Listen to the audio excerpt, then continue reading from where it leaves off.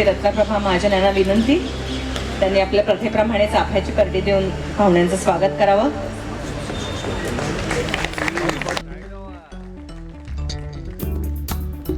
नमस्कार रसिको. आता स्वातीचं सगळं अध्यात्माविषयीचे तिचे विचार ऐकून आपण सगळेच मंत्रमुग्ध झालोय. मला एकच वाक्य स्वातीला सांगायचं आहे. Swati, your starter was quite appetising. त्यामुळे आता डॉक्टरांची सुद्धा भूक उघडली असणार. आता आपण शास्त्रीय दृष्टिकोनातून या सगळ्याचा विचार करणार आहोत. नवीन वर्षाच्या शुभेच्छा देते सगळ्यांना. नवीन वर्ष अतिशय समाधानाचं, आरोग्य संपन्न आणि शांततापूर्ण जावं अशी मनापासून मी सदिच्छा इथे व्यक्त करते. हे आपलं पार्ल्यागट्ट्याचं 17वं वर्ष आहे. जेव्हा मी डॉक्टर महेश करंदीकर आपल्याकडे नाशिकहून आले, त्यांच्याविषयी जेव्हा मी बरंच काही जाणून घ्यायचा प्रयत्न करत होते, तेव्हा माझ्या असं लक्षात आलं की डॉक्टर महेश करंदीकर म्हणजे एक अद्भुत रसायन आहे. त्यांच्याकडे भरपूर ज्ञान आहे, भरपूर माहिती आहे, भरपूर विषय आहेत बोलण्यासारखे. त्यामुळे ही सगळी माहिती या मर्यादित वेळामध्ये कशी त्यांच्याकडून काढून घ्यायची, खरोखर माझी परीक्षा आहे आज. पण मी प्रामाणिक प्रयत्न करणार आहे. जितकं मला शक्य होईल तितकी तुमच्यासमोर मी माहिती आणून द्यायचा प्रयत्न करणार आहे. त्यातूनही काही प्रश्न तुमचे अनुत्तरित राहिले तर मला वाटतं डॉक्टरांच्या परवानगीने शेवटचे काही मिनटं आपण प्रश्नोत्तरासाठी ठेवूया. आम्ही कागद आणि पेनची व्यवस्था केलेली आहे. तुमच्या मनातले प्रश्न कागदावर लिहून आमच्यापर्यंत पोहोचवलेत तर त्याची उत्तरं नक्कीच डॉक्टर तुम्हाला देतील. कार्यक्रम सुरू करण्यापूर्वी एकच सगळ्यांना आठवण करते, सगळ्यांनी आपले मोबाईल सायलेंट मोडवर ठेवा. धन्यवाद. डॉक्टर, आता आपण सुरू करूया. आपण जळगाव जिल्ह्यातल्या भुसावळहून आलात. आपलं शालेय शिक्षण तिथे झालं. तर या भुसावळमधल्या 1937 साली स्थापन झालेल्या शाळेमध्ये, शाळेच्या संपूर्ण इतिहासात आपण असं म्हणू शकतो की पहिल्यांदी 10वीच्या बोर्डाच्या परीक्षेमध्ये मेरिट लिस्टमध्ये आलेला एक छोटा 15 वर्षाचा महेश करंदीकर, ते एक जगविख्यात न्यूरोसर्जन डॉक्टर महेश करंदीकर. इथपर्यंतच्या आपल्या या करिअर आलेखाकडे बघायचं झालं तर एक थोडक्यात आपण कसं सांगू शकाल? सर्वप्रथम वैचारिक प्रगल्भता खूप असलेला पार्ल्याचा श्रोतृवृंद आणि माझ्यावरच्या प्रेमामुळे पार्ल्या बाहेरूनही बरेच जण आलेले, त्या सगळ्यांना माझा मनापासून नमस्कार आणि नवीन वर्षाच्या शुभेच्छा. माझे आई वडील दोघेही रेल्वेमध्ये सर्व्हिसला होते, त्यामुळे बऱ्याच ठिकाणी बदल्या व्हायच्या. तर शालेय शिक्षणाच्या वेळी मी भुसावळला होतो आणि तिथली जी न्यू इंग्लिश हायस्कूल आहे त्या हायस्कूलच्या इतिहासात 1937 साली ती स्थापन झाली. त्याच्यानंतर मी मॅट्रिकला बोर्डात आलेला पहिला विद्यार्थी आणि तेव्हापासून मी रत्नप्रभाताईंना पहिल्यांदा भेटलो तेव्हा त्यांना म्हटलं की आम्ही पार्ले टिळक शाळेचे पेपर्स अभ्यासत असू आणि ते सोडवायचा प्रयत्न करत असू. त्याच्यामुळे पार्ल्याशी माझं नातं तेव्हापासूनचं आहे.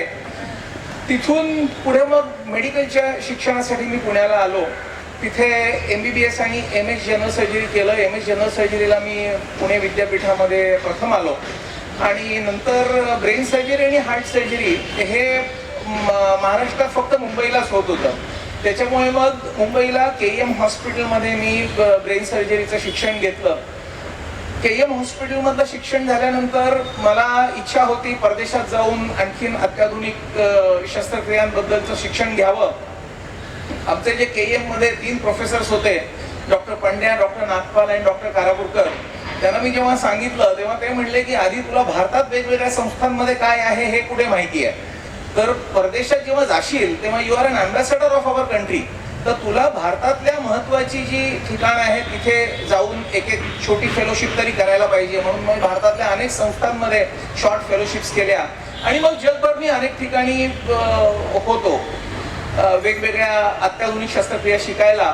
आणि नंतर मग स्वतःची प्रॅक्टिस इंडिपेंडेंट नाशिकला सुरू केल्यानंतर तिथे बऱ्याच नवीन गोष्टी करायचा प्रयत्न केला आणि करंदीकर ट्रस्ट हा माझा एक सामाजिक कार्यक्रमासाठीचा ट्रस्ट स्थापन केला. त्याच्यातर्फे प्रिव्हेंटिव्ह न्यूरोलॉजी आणि न्यूरोसर्जरीमध्ये काही काम केलं. म्हणजे रोड ॲक्सिडेंट्स होऊ नये म्हणून हेल्मेट अवेअरनेस आणि असे प्रोग्राम्स केले. पॅरालिसिसच्या प्रिव्हेन्शनसाठी बरेच कार्यक्रम केले. त्याच्यानंतर मग महाराष्ट्र हेल्थ युनिव्हर्सिटी जी आहे नाशिकला, जी कंट्रोल करते सगळं वैद्यकीय एज्युकेशन, त्याच्या एका समितीवर माझी नेमणूक झाली. नंतर वैद्यकीय महाविद्यालयामध्ये मी ब्रेन सर्जरीचं डिपार्टमेंट सुरू केलं. मग मेडिकल कॉलेजमध्ये मुलांना शिकवता शिकवता संशोधन आणि रिसर्च वर्ककडे वळलो. मग राज्यस्तरावर, मग नॅशनल लेवलला, मग इंटरनॅशनल लेवलला अनेक ठिकाणी अनेक कॉन्फरन्सेसमध्ये माझी टॉक्स झाली, पेपर प्रेझेंटेशन झालं. आणि आता मला नॅशनल मेडिकल असोसिएशन तर्फे ऑनररी प्रोफेसरशिप मिळालेली आहे. मी गेल्या काही वर्षापासून योगाचा पण अभ्यास करतो आहे आणि वर्ल्ड योगा कॉन्फरन्सेसमध्ये पण माझी बरीच भाषणं झालेली आहेत. नॅशनल लॉ युनिव्हर्सिटी ऑफ इंडियाशी पण मी असोसिएटेड आहे, कारण त्याचा जो पहिला एक्झिक्युटिव्ह कोर्स कॉन्फ्लिक्ट रेझोल्युशनवर 2020 साली सुरू झाला, त्याला मी व्हिजिटिंग फॅकल्टी आणि ब्रेन आणि लॉच्या लोकांना जे ज्ञान लागतं त्या सगळ्यामध्ये मी कॉन्ट्रीब्यूट केलं. आणि रिसेंटली मला आता नाशिक म्युन्सिपल कमिशनर तर्फे एक मोठा कार्यक्रम होऊन नाशिक रत्न म्हणून पण कॉंग्रॅच्युलेशन डॉक्टर. इतकं तुम्ही सांगितलं, पण तुम्हाला तुमची पहिली सर्जरी आठवते का?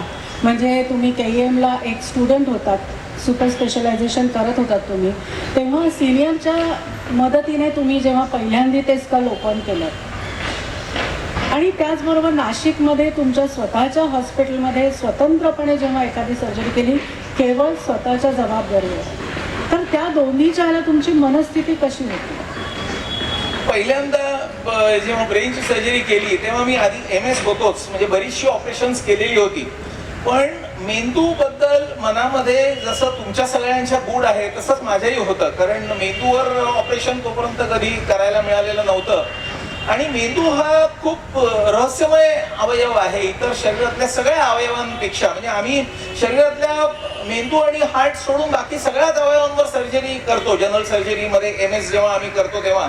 पण ब्रेन हा इतका वेगळा अवयव आहे इतर अवयवांपेक्षा, कारण मेंदूची जशी शरीरातल्या प्रत्येक अवयवाची रचना आपल्या सगळ्यांमध्ये सारखी आहे, त्याच्यामुळे त्याचं कार्य पण सारखं आहे. आपल्या सगळ्या व्यक्तींमध्ये डोळ्याची रचना सारखी आहे, कानाची रचना सारखी आहे, म्हणून आपल्या सगळ्यांना डोळ्यांनी जे दिसतं ते सगळ्यांना अगदी सारखं तेच दिसतं. कुठला रंग किती डार्क किती फेंट, कानाने जे आपण ऐकतो ते सगळ्यांची कानाची रचना असल्यामुळे अगदी तसंच आपल्याला ऐकायला मिळतं, लहान मोठं, पिच कमी जास्त सगळे व्हेरिएबल्स. पण मेंदूची मात्र सगळ्यांची रचना अगदी सारखी असून सुद्धा प्रत्येकाचा मेंदू वेगळ्या पद्धतीने काम करतो, त्याच्यामुळे मेंदूबद्दल खूप उत्सुकता होती. आणि सर्जिकल कन्सिडरेशन्स मध्ये असं आहे की मेंदू हा असा घट्ट लोण्यासारखा पदार्थ आहे, किंवा बायकांना उदाहरण द्यायचं तर मळलेल्या कणकेसारखा पदार्थ आहे. म्हणजे आम्ही जी आतड्याची ऑपरेशन्स वगैरे करतो तेव्हा आतडा हातात धरून आम्ही टाके वगैरे घालतो, मेंदूमध्ये टाके कधी घालायचे नसतात. आणि मेंदूला स्पर्श जर अनावश्यक ठिकाणी झाला तर तो आत बोट जातं, जसं मळलेल्या कणकेमध्ये जातं तसं, आणि तसंच ते चेपलेलं राहतं प्लास्टिसिटी असल्यामुळे. तर या सगळ्यामुळे खूप कुतूहल होतं की आपल्याला जमेल की नाही अशा नाजूक भागावर सर्जरी करताना. दुसरा ऍस्पेक्ट असा होता की मेंदू सगळ्या शरीराच्या सगळ्या अवयवांवर नियंत्रण ठेवणारा अवयव आहे, तर त्याच्यावर ऑपरेशन करायचं आहे म्हणजे किती मोठी जोखीम आणि जबाबदारी आपल्यावर आहे. तिसरी गोष्ट अशी होती की ब्रेन मध्ये जरी तो सेकंड चान्स, म्हणजे आतड्यामध्ये काही जरी झालं तरी एक आतड्याचा तुकडा आपण 2-4 इंचाचा कापून दुसरी 2 टोकं जोडू शकतो. ब्रेन मध्ये बोलण्याच्या केंद्राला जर धक्का जरी लागला आणि डॅमेज झाला तर तो माणूस कायमचा मुका होतो. म्हणजे इरिव्हर्सिबल ब्रेन मध्ये काम करताना करावं लागतं, त्याच्यामुळे खूप कॉशियसली करावं लागतं. आणि आणखीन एक महत्वाचा मुद्दा म्हणजे ब्रेन मध्ये जवळजवळ अनेक नाजूक भाग असतात, त्याच्यामुळे त्या 2 मधलं अंतर कमी असल्यामुळे खूप प्रिसिजन लागतं ब्रेनच्या सर्जरीमध्ये. तर हे सगळं जमेल की नाही याचं प्रेशर होतं. म्हणजे तयारी तर केलेली होती, पण आमचे हे जे 3 गुरु होते KEM मध्ये, त्यांचं हे सगळं वर्तणूक बघितलेली होती की सगळं पेशंट सेंटर्ड आणि पेशंट साठी आपल्याला जे जास्तीत जास्त करायचंय ते आपण केलं पाहिजे. आणि केवळ ह्या एका चांगल्या अधिष्ठानाने आपण जर ऑपरेशन थिएटरमध्ये गेलो तर ही जी कुठली शक्ती शक्ती ह्याच्या पलीकडची आहे, कोणी त्याला देव म्हणव, कोणी कुठलं नाव देव, तर ती शक्ती आपल्या पाठीशी निश्चित असते. याचं बाळकडू तेव्हा मिळालेलं होतं. तर ह्या सगळ्याचा उपयोग करून, चांगली तयारी करून ब्रेन हिमरेजचं ते ऑपरेशन केलं. माझ्या पहिला पेशंट यंग इंजिनिअरिंगचा मुलगा होता आणि त्याला हॉस्टेलमध्ये शिकत होता आणि ब्रेन हिमरेज झालं ऍक्सिडेंट होऊन. त्याचे वडील मला रोज संध्याकाळी भेटायचे ऑपरेशन नंतर. ऑपरेशन सक्सेसफुल झालं पण तो अनकॉन्शियस होता 2 दिवस. तर हा वाचेल का नाही, त्याला आई नव्हती. तर ते म्हणायचे मीच त्याचं संगोपन केलंय, मीच आई आणि मीच वडील, तर काय होईल. तर त्या सगळ्या आठवणी अतिशय ताज्या आहेत पहिल्या ऑपरेशनच्या, कारण त्याच्याशी वेगळं आपलं भावनिक नातं जोडलेलं असतं. आणि तो पेशंट छान झाला आणि आज तो इन्फोसिस मध्ये खूप मोठ्या पदावर आहे. इंटरेस्टिंगली तो कोविडच्या आधी काही काळामध्ये बेल्जियम मध्ये गेला आणि त्याला तिथे काही प्रॉब्लेम झाला. तर त्यांनी मला तिथून फोन केला की मी आता काय करू. तर मी तिथे इरास्मिया हॉस्पिटलमध्ये एक फेलोशिप केली होती, तिथे लगेच फोन करून त्याची सगळी सोय करून दिली. तर असं खूप नातं जमतं, म्हणजे पहिल्या काही पेशंट्सशी आपण कनेक्टेड राहतो. आणि नाशिक मधली पहिली पेशंट जी माझी होती ही लहान मेंदूच्या ट्युमरची होती. ते पण नाजूक ऑपरेशन होतं. प्रायव्हेट प्रॅक्टिस मध्ये गेल्यानंतर पहिलंच ऑपरेशन आणि लहान मेंदूचा ट्युमर, म्हणून खूप टेन्शन होतं. केईएम मध्ये निदान आमच्या तिन्ही गुरूंचं छत्र आमच्यावर होतं, इथे तर कोणीच नव्हतं. पण तरी आता तुम्हाला सांगितलं तसं मनापासून पेशंटचं चांगलं व्हावं हे अधिष्ठान मनामध्ये ठेवून जे काय आपण शिकलेलो आहे त्याचा चांगल्यात चांगला उपयोग करून तीही पेशंटचं तेही ऑपरेशन सक्सेसफुल झालं आणि ती पण आता छान आहे, अगदी नॉर्मल आहे. फॉर्च्युनेटली तो ट्युमर बेनाईन निघाला, म्हणजे कॅन्सर नव्हता, त्याच्यामुळे ती अगदी छान आहे. Very good. डॉक्टर, सर्जरी करायच्या आधी काही प्रार्थना वगैरे म्हणता तुम्ही, म्हणजे grace my expertise and have mercy on the patient वगैरे? मला असं वाटतं की मनामध्ये आपल्या जर अधिष्ठान असलं कुठल्याही गोष्टीचं तर तीच प्रार्थना असते. आणि प्रार्थना आपण एकदा म्हणतो आणि ती संपते. पण सतत जर मनामध्ये एखाद्या चांगल्या गोष्टीचं अधिष्ठान असलं तर ते सतत राहणाऱ्या प्रार्थनेसारखं आपल्याला पाठबळ पुरवतं. गीतेच्या 18व्या अध्यायातला 14वा श्लोक आपल्याला सांगतो, दैवम एव पंचमम. 5वं कारण कुठल्याही गोष्टीच्या यशासाठी हे दैव आहे. म्हणजे पहिलं कारण कर्ता आहे, दुसरं कारण अधिष्ठान मनामध्ये तुम्ही काय हेतू आहे ते आहे, तिसरं कारण तुमची अवजारं आहेत, इन्स्ट्रुमेंट आहेत, चौथं कारण तुमचं स्किल आहे आणि 5वं कारण शेवटी दैव आहे. पण तेच ऑपरेशन त्याच ऑपरेशन थिएटरमध्ये त्याच प्रकारचं ट्रेनिंग झालेल्या न्यूरोसर्जननी केलं तरी 10 पैकी 8 पेशंट अगदी चांगले होतात, एखाद्याला थोडा पॅरालिसिस राहतो आणि एखादा दगावतो. तर हे सगळं कसं ठरतं, सगळे इतर फॅक्टर्स सेम असून. तर मला असं वाटतं की ती प्रार्थना, ते अधिष्ठान हे सतत मनामध्ये असतंच. मला वाटतं आणखीन आपण मेंदूमध्ये बरंच काही जाणून घ्यायचं आहे त्याच्याविषयी. तर आणखीन घुसायच्या आधी मला वाटतं आपण त्याची रचना, त्याच्यातली विविध केंद्र ही कशी कुठे स्थित असतात ते आपण आधी डॉक्टरकडून समजून घेऊया. ते खास त्याच्यासाठी एक मॉडेल घेऊन आलेत, त्याच्या आधारे ते आपल्याला मेंदूची रचना आता इथे समजून घेतात.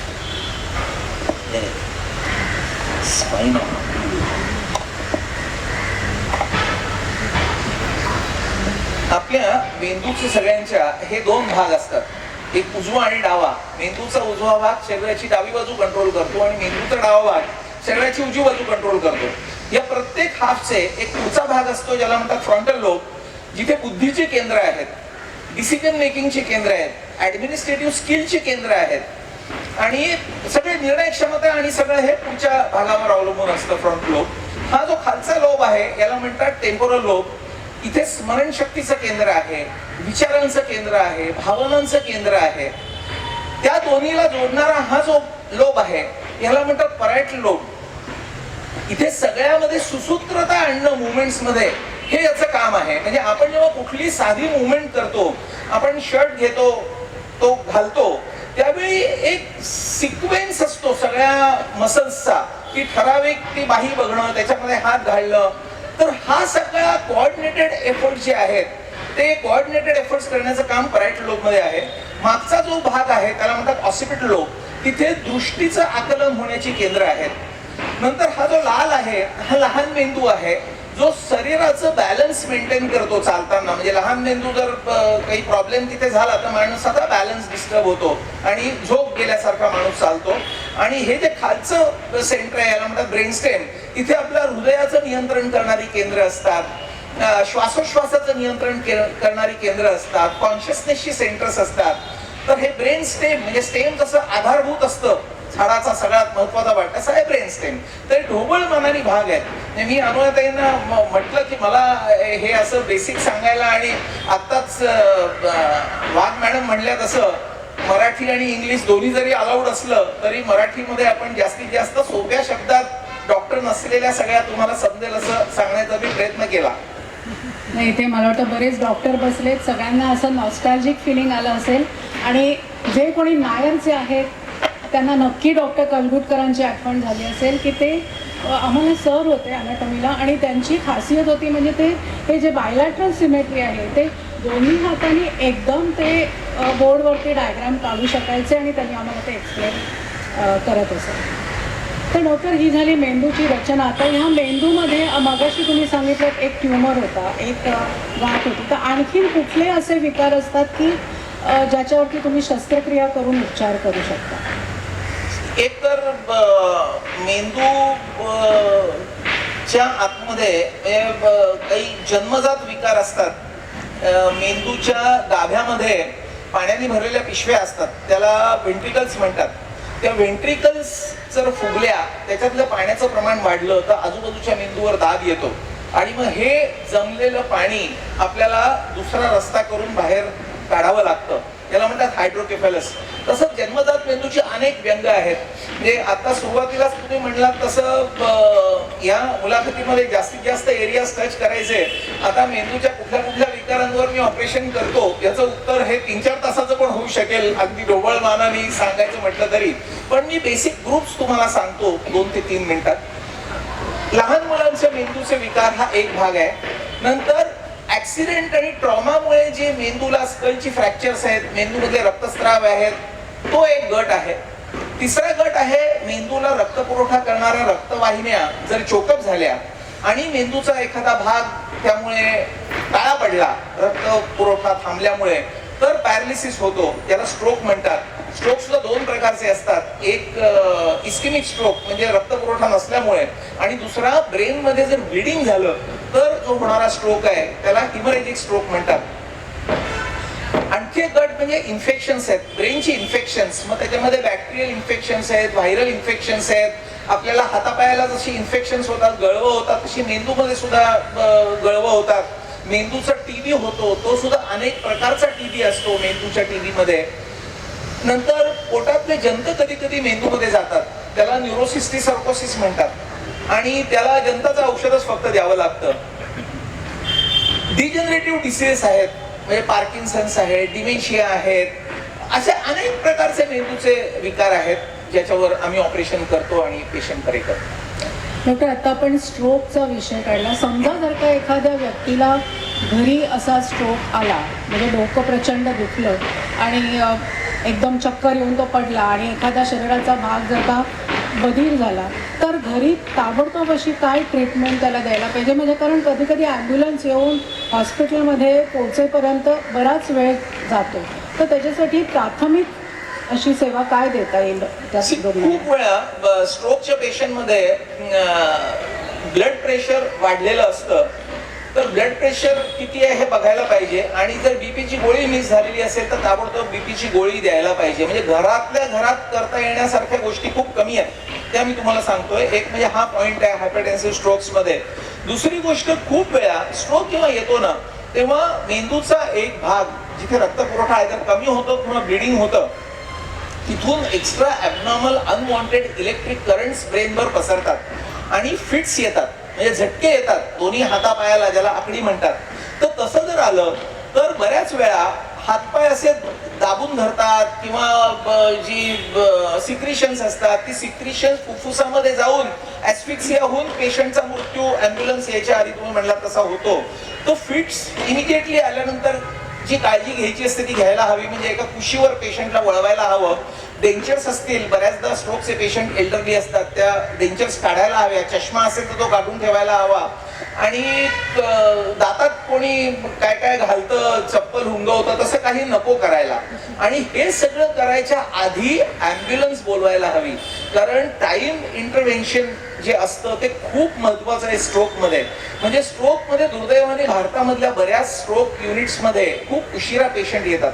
म्हणजे स्ट्रोक केअरमध्ये काय होतं, मगाशी मी तुम्हाला म्हटलं तसं आपलं जर नाक दाबून ठेवलं तर गुदमरून तो माणूस मरेल 8 ते 10 मिनिटांमध्ये.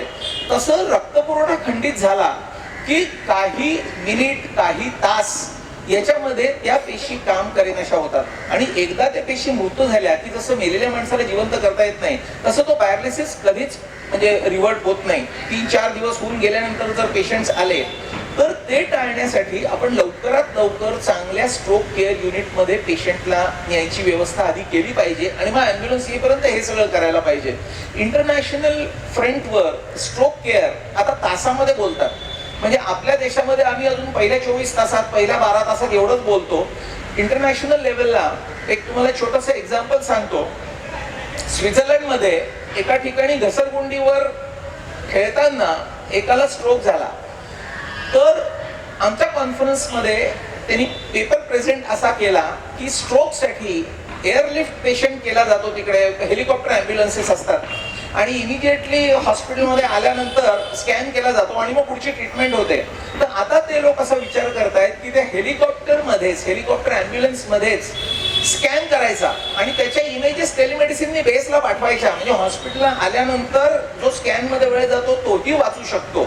तर इतकं प्रत्येक मिनिटाला महत्व असतं स्ट्रोकमध्ये. त्याच्यामुळे आपल्याला प्रॅक्टिकली टेक होम मेसेज असा की ताबडतोब पहिल्यांदा ॲम्ब्युलन्स बोलवायची आणि मग ॲम्ब्युलन्स येईपर्यंत हे सगळं करायचं. मला याच्यावरून एक गोष्ट आठवते, मी आपल्या सगळ्यांबरोबर ती शेअर करू इच्छिते कारण ती पार्ले कट्ट्याशी संबंधित आहे. आपलं ब्रीदवाक्य आपल्याला सगळ्यांना माहितीच आहे की सांस्कृतिक आणि सामाजिक जाणीवा अधिक प्रगल्भ करणारा असा आपला पार्ले कट्टा आहे. तुम्हाला कदाचित आठवत असेल बरेचसे लोक प्रत्येक कट्ट्याला इथे उपस्थित असतातच. तेव्हा आपण इथे एका पार्लेकराचे आपण इथे एकदा सत्कार केला होता. त्यांचं नाव आहे हेमंत सावंत असं आणि त्यांची स्वतःची रिक्षा आहे डॉक्टर आणि त्यांचं समाजकार्य म्हणजे 24 तास ते सगळ्या ज्येष्ठांसाठी उपलब्ध असतात.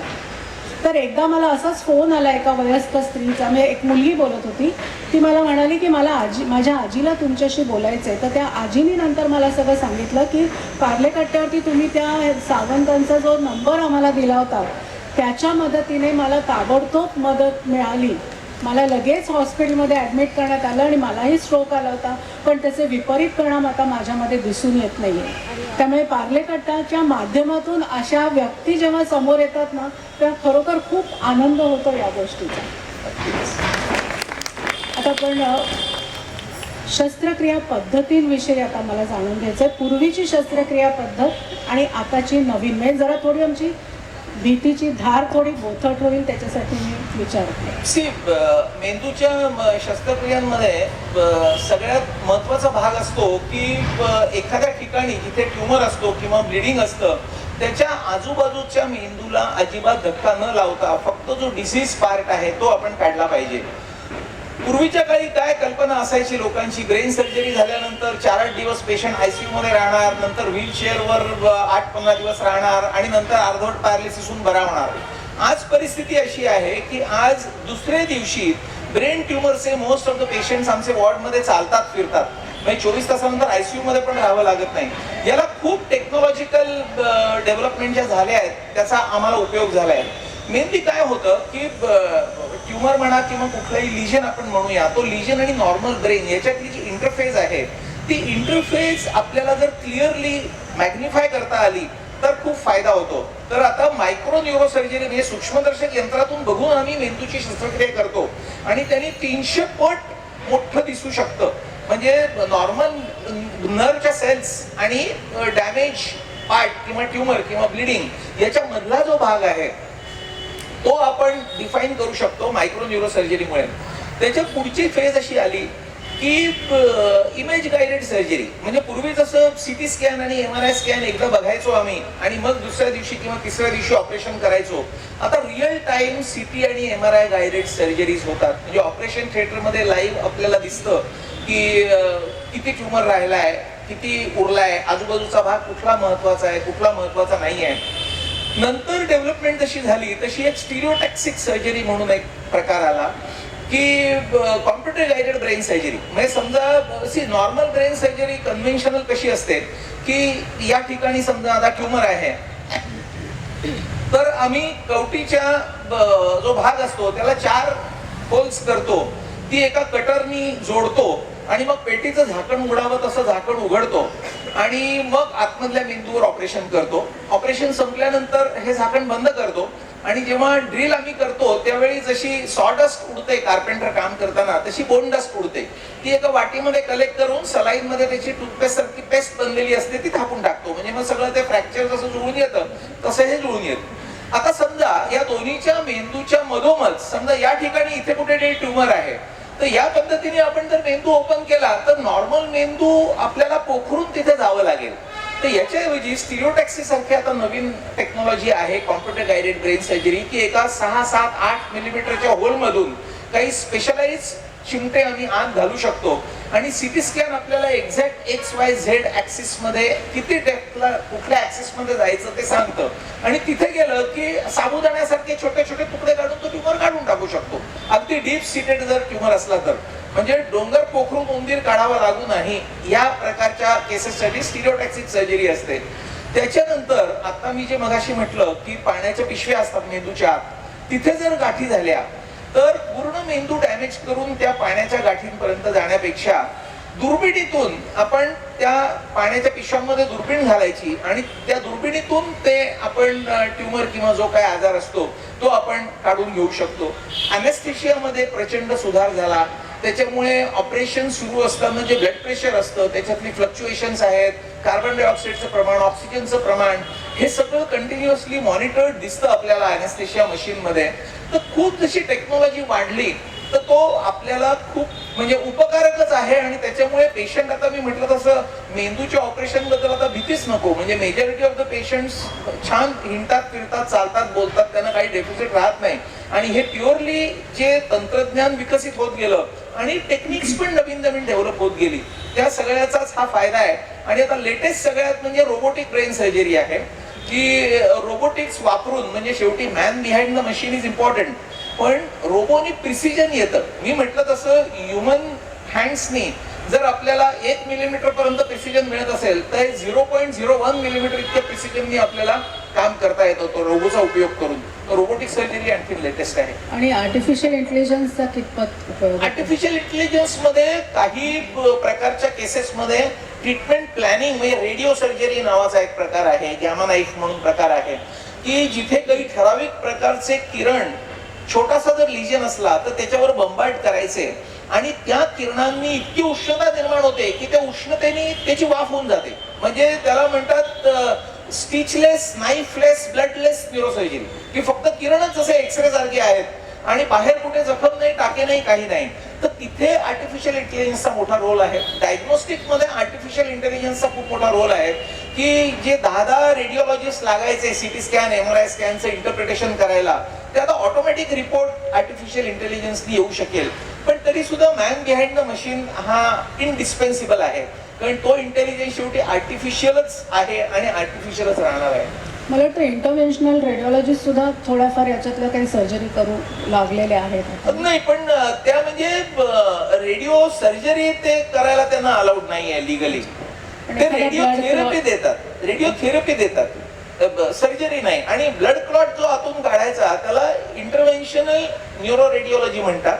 तर ते काही रेडिओलॉजिस्ट पण करू शकतात, काही न्यूरोलॉजिस्ट करू शकतात, काही न्यूरोसर्जन्स पण करू शकतात. त्याच्याबद्दल 2 मिनिटात सांगतो, की समजा मेंदूच्या रक्तवाहिनीमध्ये आतमध्ये फुगवटा निर्माण झाला आणि तो फुगा जसं नस फुगत गेली की जसं बलून आपण स्ट्रेच करतो तशी वॉल त्याची थिन होत जाते आणि मग तो फुगा फुटला की सडनली ब्रेन हिमरेज होतं. तर हा फुगा कायमचा काढण्यासाठी पूर्वी जी सर्जरी करावी लागायची, ऑपरेशन करून त्या वेसल मधला फुगा काढावायचा, त्याच्याऐवजी आता एक मॅजिक कॅथेटर नावाचा एक अतिशय छोटा सूक्ष्म कॅथेटर असतो. तो आपल्या हाताच्या नसेमधून, हृदयातून मेंदूला रक्तपुरवठा करणाऱ्या नसांमध्ये नेला जातो आणि सगळं स्क्रीनवर दिसत असतं आपल्याला. आणि त्याच्यातून काही ग्लू किंवा वेगवेगळ्या प्रकारचे पदार्थ, कॉइल्स हे घालून ते सील केलं जातं फुगा. म्हणजे नॉर्मल ब्लड फ्लो रिस्टोर होऊन तो फुगा सील केला जातो. स्ट्रोकच्या पेशंटमध्ये सुद्धा जेव्हा आपण म्हणतो की एखाद्या नसेतून रक्तपुरवठा होत नाही, तेव्हा तो समजा 40%, 50%, 60%, 70% ती व्हेसल ब्लॉक होत असेल तर त्या व्हेसलचं स्टेंटिंग करणं, हार्टचं असं करोनरी स्टेंटिंग करतात तसं ब्रेनच्या व्हेसलचं स्टेंटिंग करणं किंवा तिथे वेगवेगळ्या प्रकारची इंटरव्हेन्शन्स करणं, तिथे आतमध्ये जो कचरा जमा झालेला असतो तो स्वच्छ करणं, अशा खूप त्याच्या प्रोसिजर्स आहेत. ही वेगळी ब्रांच आहे. या अत्याधुनिक शल्यकर्म सुविधांमुळे अचूकपणा तर येतोच आणि वेळेचाही म्हणजे वेळही बरीच हो, वाचत असेल याच्यामध्ये. हो. डॉक्टर, पण अलीकडे आपलं आयुष्य इतकं गतिमान झालंय ना की आपण जरी असं म्हटलं की टाइम इज मनी, तरी I don't think anybody is rich that way. Everybody is below poverty line. आपल्याकडे वेळेचाच अभाव असतो आणि त्याच्यामुळे एकात एक काम करण्याची आपल्याला सवय लागलेली असते.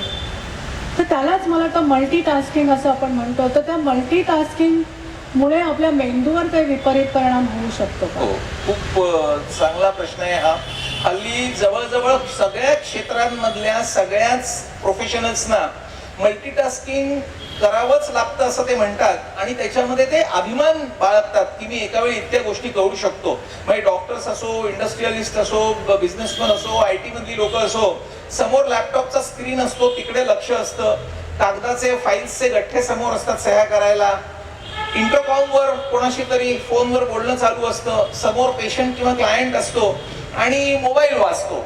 ऍट ए टाइम तुम्ही एवढ्या ठिकाणी जर लक्ष दिलं तर नॅचरली ब्रेनच्या पेशींवर प्रचंड लोड होतो. आता ITचं युग आहे. तुम्ही साधा लॅपटॉपचा विचार केला, आपण एका वेळी 2-4 विंडो ओपन करून काम करतो. 10 विंडो ओपन केला तर काय होईल, 20 विंडोज ओपन केल्या तर काय होईल, 100 विंडोज ओपन केल्या तर काय होईल. किती रॅम जरी असला आणि किती हाय एंड कॉम्प्युटर किंवा लॅपटॉप असला तरी तो हँग होईल. तसंच असंख्य कामं, मनात वेगळ्याच प्रकारचे विचार, बाहेर वेगळंच काहीतरी करतोय आणि एका वेळी 10 गोष्टी करतोय, यांनी ब्रेनवर प्रचंड लोड येतो. शास्त्रीय भाषेमध्ये त्याला ॲलोस्टॅटिक लोड म्हणतात आणि त्या ॲलोस्टॅटिक लोडचे असंख्य दुष्परिणाम आहेत. कारण मेंदूच्या पेशी आधी ऍडजस्ट करायला बघतात की थोडा वेळ लोड आलाय, तो आपण कॉम्पेन्सेट करू, दुसऱ्या दिवशी विश्रांती मिळेल. पण दुसऱ्या दिवशी तेवढाच नव्हे, आणखीन मोठा लोड असं जेव्हा होत जातं तेव्हा त्या पेशी थकतात आणि मग पेशींच्या आतली जी मशिनरी असते, मायक्रो मशिनरी ऍडजस्ट व्हायची किंवा नवीन ऊर्जा तयार करायची, ती जेव्हा बिघडते तेव्हा अनेक प्रकारचे आजार सुरू होतात आणि त्या आजाराचं मूळ म्हणजे हल्ली आम्ही यंग डिमेन्शिया बघतो. डिमेन्शिया म्हणजे 70-80व्या वर्षी व्हायचा डिमेन्शिया हल्ली 30 आणि 35च्या IT प्रोफेशनल्सना होतो. त्याचं कारण हेच सगळे ॲलोस्टॅटिक लोड्स आहेत. आणि जरी आता तुम्ही म्हणालात की आपण कोणीच तेवढे रिच नाही, तरी प्रश्न असा आहे की जर आपण ते रिच व्हायचा प्रयत्न करत गेलो आणि एक दिवशी इतके रिच झालो की आपल्याकडे वेळच वेळ आहे आणि आपल्याला पॅरालिसिस होऊन बसलोय रिकामे, तर ते आपल्याला चालेल का? हा विचार प्रत्येकाने करण्याची खूप आवश्यकता आहे. एक मनात गोष्ट आली ती 2 मिनिटात सांगतो की एका हाय स्पीडनी हाय एंड कार जात होती आणि त्या कारवर एक प्रचंड वेगाने दगड येऊन आदळला. म्हणून त्यांनी गाडी थांबवली, साईडला घेतली आणि दगड मारणाऱ्या छोट्या मुलाला विचारलं की काय हवंय तुला. त्यांनी सांगितलं की माझ्या वडिलांना इथे रक्ताच्या थारोळ्यात पडलेत, ऍक्सिडेंट झालाय, पण कोणी थांबत नाहीये म्हणून मी दगड मारला. तर त्यांनी सांगितलं की अरे मी मदत नक्कीच केली असती, पण दगड का मारलास? म्हणजे तो म्हणला मी इतक्या लोकांना आधी रुमाल दाखवला, अंगातला शर्ट काढून दाखवला, हात दाखवला, रस्त्याच्या मध्ये उभा राहिलो, पण कोणाला वेळच नाही हो माझ्याकडे बघायला. सगळ्यांना तुम्ही म्हणलात तसं वेळ नाही, बाकी सगळं आहे आणि त्याच्यात अभिमान आहे. तर अशा वेळी परिस्थिती अशी होते की कधी कधी पॅरालिसिस म्हणा किंवा डिमेन्शियाज म्हणा, देव तुम्हाला दगड मारतो की अरे बाबा थांब आता, आणि त्याची किंमत खूप मोठी असते. मग एकदम वेळेच्या दृष्टीने रिच होतो पण दुसरं काहीच नसतं हातात करायला. त्यामुळे आपण थोडं स्लो डाऊन व्हायला पाहिजे. हा आजच्या पिढीला महत्वाचा मेसेज मला वाटतं पार्ल्याकडे द्यायला पाहिजे. नाही, स्लो डाऊन व्हायला पाहिजे. अगदी कबूल आहे. आपल्याला कोविडमध्ये हे जाणवलंच, निसर्गाने अशी चक्रात मारली ना की सगळंच कसं थोडं ठप्प झालं होतं. पण डॉक्टर, तुम्ही हे सगळे विपरीत परिणाम मला सांगताय, एका स्त्रीला सांगताय, आणि आम्ही सगळ्या स्त्रियांना एक अभिमान आहे की मल्टीटास्किंगमध्ये आम्ही माहीर असतो. एकात एक कामं आम्ही उरकतो, कारण मे बी बाकीच्या कोणाला ती कामं सुचत नसतात. पण मला एक सांगा, अशी जेव्हा छोटी छोटी कामं आम्ही एकत्र करतो ना, म्हणजे may be one task is automated. हे समजा ट्रेडमिलवर आम्ही करतो आणि त्यावेळेला काहीतरी सिरियल बघितली, पुस्तक वाचलं, टी व्ही बघता बघता समजा आम्ही भाजी निवडली, कपड्यांच्या घड्या घातल्या, तर ह्याला पण तुम्ही मल्टीटास्किंग म्हणाल का? आणि त्याचे काही विपरीत परिणाम होत असतील तर आम्हाला खरोखर विचार करायला पाहिजे. मी आता नाही म्हणायला शिकलं पाहिजे. मी आता जसं लॅपटॉप आणि कॉम्प्युटरचं उदाहरण दिलं, एका वेळी 2 विंडो 3 विंडो तुम्ही ओपन करू शकाल, ते अनेक गोष्टींवर अनेक व्हेरिएबल्सवर अवलंबून आहे. तुम्ही किती विंडो सेफली ओपन करू शकाल, तुमचं रॅम किती आहे, तुमची मेमरी किती आहे, तशाच पद्धतीने तुमचं वय किती आहे, तुमचा फिटनेस किती आहे, तुमचं मेंटल एज किती आहे, तुमची इमोशनल स्टेट कशी आहे, तुम्हाला स्ट्रेस किती आहे, याच्यावर तुम्ही 2 किंवा 3 कामं करू शकता का नाही. म्हणजे कपड्याच्या घड्या घालणं, फोन घेणं, हे डेफिनेटली अलाउड आहे विदिन अ परमिसिबल लिमिट. पण तुम्ही जे ट्रेडमिलचं म्हणलात आता, तो व्यायाम करताना माणसाने त्या व्यायामात जर लक्ष ठेवलं नाही तर व्यायाम करणाऱ्या स्नायूंना पुरेसा रक्तपुरवठा होत नाही आणि व्यायामाचा फायदा होत नाही. म्हणून ट्रेडमिल करताना वेगळं काहीतरी करणं किंवा व्यायाम करताना वेगळं काहीतरी करणं हे गैर आहे. दुसरी 1-2 कामं घरातली केली, दूध तापतंय गॅसवर, एकीकडे काहीतरी होतंय, घड्या चालल्यात कपड्यांच्या, हे ठीक आहे. पण व्यायाम हा व्यायाम म्हणून केला पाहिजे, पूर्ण तन मन धन ओतून म्हणतो आपण. म्हणजे व्यायाम करताना तर मी नेहमी सांगतो की you should be able to establish a dialogue with your muscles, with your bones. त्यांनी खूप फायदा होतो. म्हणजे पुन्हा व्यायाम या विषयावर एक खूप वेगळं तासभर बोलता येईल, पण आता वेळ कमी आहे. ठीक आहे डॉक्टर, मी समजू शकते. पण एकच मला असं इथे सांगावंसं वाटतं की वैद्यकशास्त्र जरी शास्त्र असलं ना, तरी संख्याशास्त्र इतकं ते काही बिनचूक नाही आहे. तेव्हा आपण सगळ्या स्त्रियांनी एक लक्षात ठेवलं पाहिजे, नाही म्हणायला एक तर शिका, नाही तर जे काही करतोय त्याच्यामध्ये आनंद मानायचा आणि त्याचबरोबर आनंद, समाधान आणि आहार आणि व्यायाम ते आपल्याला डॉक्टर सांगणारच आहेत, त्याच्यावरती आपलं लक्ष कॉन्सन्ट्रेट करायचं. डॉक्टर, इथे काही मला वाटतं वकील पण आले. एकदा मी तुमचा फोटो पाहिला होता ज्याच्यामध्ये असं वकिलांच्या मेळाव्यात तुम्ही बसला होतात. आपले चीफ जस्टिस धनंजय चंद्रचूडही होते, बॉम्बे हायकोर्टचे माजी न्यायाधीश धनुका होते. ह्या वकिलांच्या मेळाव्यात एक न्यूरोसर्जनचं काय काम होतं, म्हणजे तुम्ही काय त्यांना उपदेश केलेत किंवा त्यांच्या मेंदूविषयी तुम्ही काही अभ्यास केलाय का? या वकिलांच्या मेळाव्यामध्ये जे मला बोलवतात ते वेगळ्या कारणासाठी, त्याचं उत्तर आधी देतो आणि मग वकिलांच्या ब्रेन बद्दल सांगतो. 2020 साली पहिला कोर्स कॉन्फ्लिक्ट रेझोल्युशनचा आशियामध्ये सुरू झाला, national law university of India तर्फे. की रिस्टोरेटिव्ह जस्टिस म्हणून एक कल्पना आहे की लाखांनी केसेस पेंडिंग आहेत कोर्टामध्ये, डायव्होर्स पिटिशन्स पेंडिंग आहेत काही लाख, म्हणून फॅमिली कोर्ट्स तयार केली गेली. पण फॅमिली कोर्ट्समध्ये काय व्हायचं, दोन्ही वकील आणि जज मिळून समजावून सांगायचे की लहान मूल आहे 2-3 वर्षाचं, तर आता घटस्फोटापेक्षा तुम्ही सामोपचाराने राहिलात तर त्या मुलाचं तुमचं पण भलं होईल. ऍग्री व्हायचे आणि ऍग्री झाल्यानंतर सह्या करून घरी गेले की 2-3 महिन्यानंतर पुन्हा भांडण झालं की पुन्हा फ्रेश ऍप्लिकेशन. त्याच्यामुळे ह्याचं यश जेव्हा मिळेन असं झालं, तेव्हा असा प्रश्न विचारण्यात आला की आपले जे वकील आणि जजेस तिथे आहेत त्यांना काही कन्व्हेन्शनल काउन्सिलिंगचं ट्रेनिंग आहे का, त्यांना सायकोलॉजी शिकवली जाते का लॉ कॉलेजमध्ये. तर ते जेव्हा नाही असं उत्तर आलं, त्यावेळी जगभरामध्ये जे कॉन्फ्लिक्ट रेझोल्युशनचे कोर्सेस आहेत त्याच्यातला पहिला एक्झिक्युटिव्ह कोर्स भारतातला 2020 साली सुरू झाला आणि त्याला मी फॅकल्टी होतो ब्रेनच्या दृष्टीने. मी त्यांना थोडक्यात सांगितलं की human brain is design for piece, harmony, सगळ्यांना सुख, समाधान, शांती हवी असते. कोणाला काही असं वाटत नाही की मी 25 वर्ष तुमच्या विरुद्ध कोर्टात केस लढावी. मग लोक का लढतात, त्याच्या मागची कारणं, त्याच्या मागचं विज्ञान, त्याच्या मागची न्यूरोकेमिस्ट्री, सायकोलॉजी, या संबंधी माझी टॉक्स असतात वकिलांच्या प्लॅटफॉर्मवर. आणि वकिलांच्या मेंदूमध्ये असं आहे की त्यावेळी एका वकिलांच्या अधिवेशनात मला प्रमुख पाहुणा म्हणून बोलावलं होतं. तर ती पहिलीच वेळ माझा वकिलांशी इंटरॅक्शन व्हायची, तेव्हा मनात भीती होती. कारण वकील म्हटलं म्हणजे वकील नसलेल्या लोकांना भीती वाटते नाही की त्यांच्यापासून 4 हात लांब राहिलेलं बरं, किंवा त्यांच्याकडे जायची वेळ नाही आली आपल्याला तर बरं. तसंच मला वाटलं तिथे आपण काय बोलावं. तर तेव्हा मी थोडासा अभ्यास केला वकिलांच्या मेंदूबद्दल, आणि वकिलांचा मेंदू हा इतर सगळ्या प्रोफेशनल्सच्या मेंदूपेक्षा कसा वेगळा याच्याबद्दल बऱ्याच गोष्टी मला कळायला लागल्या. की अनेक आजार जे डिजेनरेटिव्ह आहेत, म्हणजे पार्किन्सन्स आहे किंवा डिमेन्शियाज आहेत, त्याचं सगळ्या प्रोफेशनल्स पैकी वकिलांच्या प्रोफेशन मध्ये हायएस्ट इन्सिडन्स आहे. मग मला असं वाटलं का, म्हणजे आम्ही सुद्धा हार्ट सर्जरी, ब्रेन सर्जरी, आमची 12-12, 16-16 तासाची ऑपरेशन असतात, आम्ही आयसीयूत असतो, आम्ही 24 तास बिझी असतो, तेही 24 तास बिझी असतात. पण या दोन्हीमध्ये फरक असा आहे की आपलं मगाशी जसं आपण अधिष्ठानाचं म्हटलं, वकिलांच्या प्रोफेशन मध्ये काय होतं की पॉझिटिव्ह थॉट्स आणि निगेटिव्ह थॉट्स.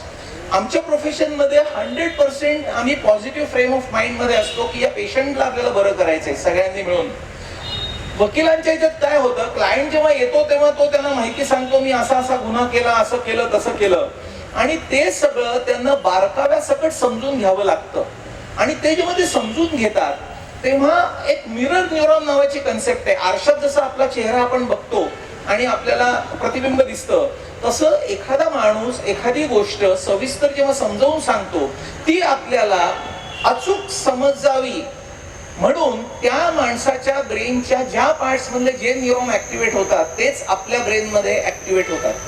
आणि तो जेव्हा सगळ्या निगेटिव्ह वर्णनं करतो आणि ती मी जर रोज ऐकली तर माझ्या ब्रेन मध्ये पण निगेटिव्ह एनर्जीज तयार होतात. हा एक भाग. दुसरा भाग, आम्ही जेव्हा ऑपरेशन थिएटर मध्ये असतो तेव्हा आमचा अॅनेस्थेटिस्ट आहे, आमच्या नर्सेस आहेत, आमचे असिस्टंट आहेत, मी आहे. आमच्या सगळ्यांचा उद्देश काय असतो की ह्या पेशंटचं भलं व्हावं. ब्लड प्रेशर कमी झालं लगेच ते वाढवायला अॅनेस्थेटिस्ट औषधं इंजेक्शन देतो, असं सगळं. वकिलांच्या प्रोफेशन मध्ये काय होतं, तिथे लढाईच असते सारखी. दुसरा काय सांगतो, मी त्याला उलट बोलणार, तो उलट बोलणार. म्हणजे एकत्रितपणा, एकसूत्रीपणाऐवजी एकमेकांच्या विरुद्ध लढण्याचा जो कार्यक्रम आहे त्यांनी खूप जास्त ब्रेनवर स्ट्रेस येतो. आणखीन एक गोष्ट अशी आहे की आपल्या मनामध्ये ज्या गोष्टी आपल्याला माहिती आहेत त्याच्यातल्या आपल्या मनातलं ओठावर येऊ नाही म्हणून काही ब्रेन मधली स्पेसिफिक सर्किट्स ऍक्टिव्ह असतात. म्हणजे आता आर्ग्युमेंट सुरू आहे, त्या आशिलाने सांगितलंय की असा असा गुन्हा झालाय आणि न्यायाधीशासमोर तर आर्ग्युमेंट करताना वकिलाला ते बोलायचं नाहीये, तेव्हा काही सर्किट्स ब्रेक लावतात ह्याच्यावर की हे सांगू नको. आणि जसं गाडीचं ब्रेक लावताना तिथे झीज होते तशी ब्रेन मध्ये झीज होते. अशा अनेक गोष्टी आहेत वकिलांच्या ब्रेन मध्ये compare to any other profession जिथे ट्रान्सपरन्सी आहे. म्हणजे आपण नेहमी असं म्हणतो की विचार, उच्चार आणि आचार याच्यामध्ये सुसूत्रता पाहिजे. पण काही काही प्रोफेशन्स अशी आहेत की त्यांना हे माफ आहे असं आपण म्हणूया. पण आता तुम्ही मेंदूची झीज होते असं आता तुम्ही सांगितलंय, तर माझ्या मनात असा प्रश्न येतोय की जेव्हा आता म्हणजे सतत आपल्याला स्ट्रेस हा आपण आपल्या आयुष्याचा एक अविभाज्य घटक आहे असं आपल्याला म्हणायला हरकत नाही, पण जेव्हा सततचा स्ट्रेस आपल्या मनावर असतो, म्हणजे तो आपल्या कामाच्या बाबतीतला असो किंवा आपल्या नातेसंबंधातला काही ताणतणाव असो, तर त्या स्ट्रेसचा आपल्या मेंदूवर काय परिणाम होतो. आणि त्याचबरोबर एखाद्याचा आपल्याला राग येतो. आता राग येणं हे स्वाभाविक आहे, प्रत्येकाच्या सेल्फ रिस्पेक्टचा तो प्रश्नही असतो, पण राग मनात धरणं, सतत तो डोक्यात ठेवणं, या दोघांचाही आपल्या मेंदूवरती काय विपरीत परिणाम होतो. स्ट्रेस मध्ये काय होतं, आताच मी म्हटलं तसं ॲलोस्टॅटिक लोड जो असतो तो प्रचंड वाढतो. त्यामुळे जसं इंजिन मध्ये कार्बन जमतो किंवा अनावश्यक वेस्ट प्रॉडक्ट जमतात, तशा प्रत्येक मेटाबॉलिक प्रोसेसेस मधून शरीराच्या प्रत्येक पेशीमध्ये वेस्ट प्रॉडक्ट जमत असतात आणि ती क्लीनअप करायला विश्रांतीची आवश्यकता असते. जेव्हा विश्रांती मिळत नाही आणि कंटिन्युअस माणूस प्रचंड कपॅसिटीने काम करत राहतो, त्याच्या ब्रेनच्या पेशींमध्ये जी वेस्ट प्रॉडक्ट तयार होतात ती उत्सर्जित व्हायला स्कोपच नसतो. त्याच्यामुळे ती जमत जातात आणि मग वेरियस प्रकारचे अनेक प्रकारचे डिजेनरेटिव्ह चेंजेस तयार होतात.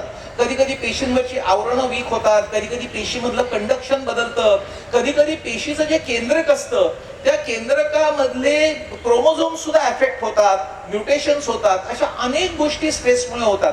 मग बाहेर आपण त्याला डिमेन्शिया म्हणतो किंवा स्मरणशक्ती गेली असं म्हणतो, पण हे परिणाम आपल्याला अगदी अर्ली स्टेजमध्ये स्ट्रेसचे परिणाम पिकअप करता यायला पाहिजे.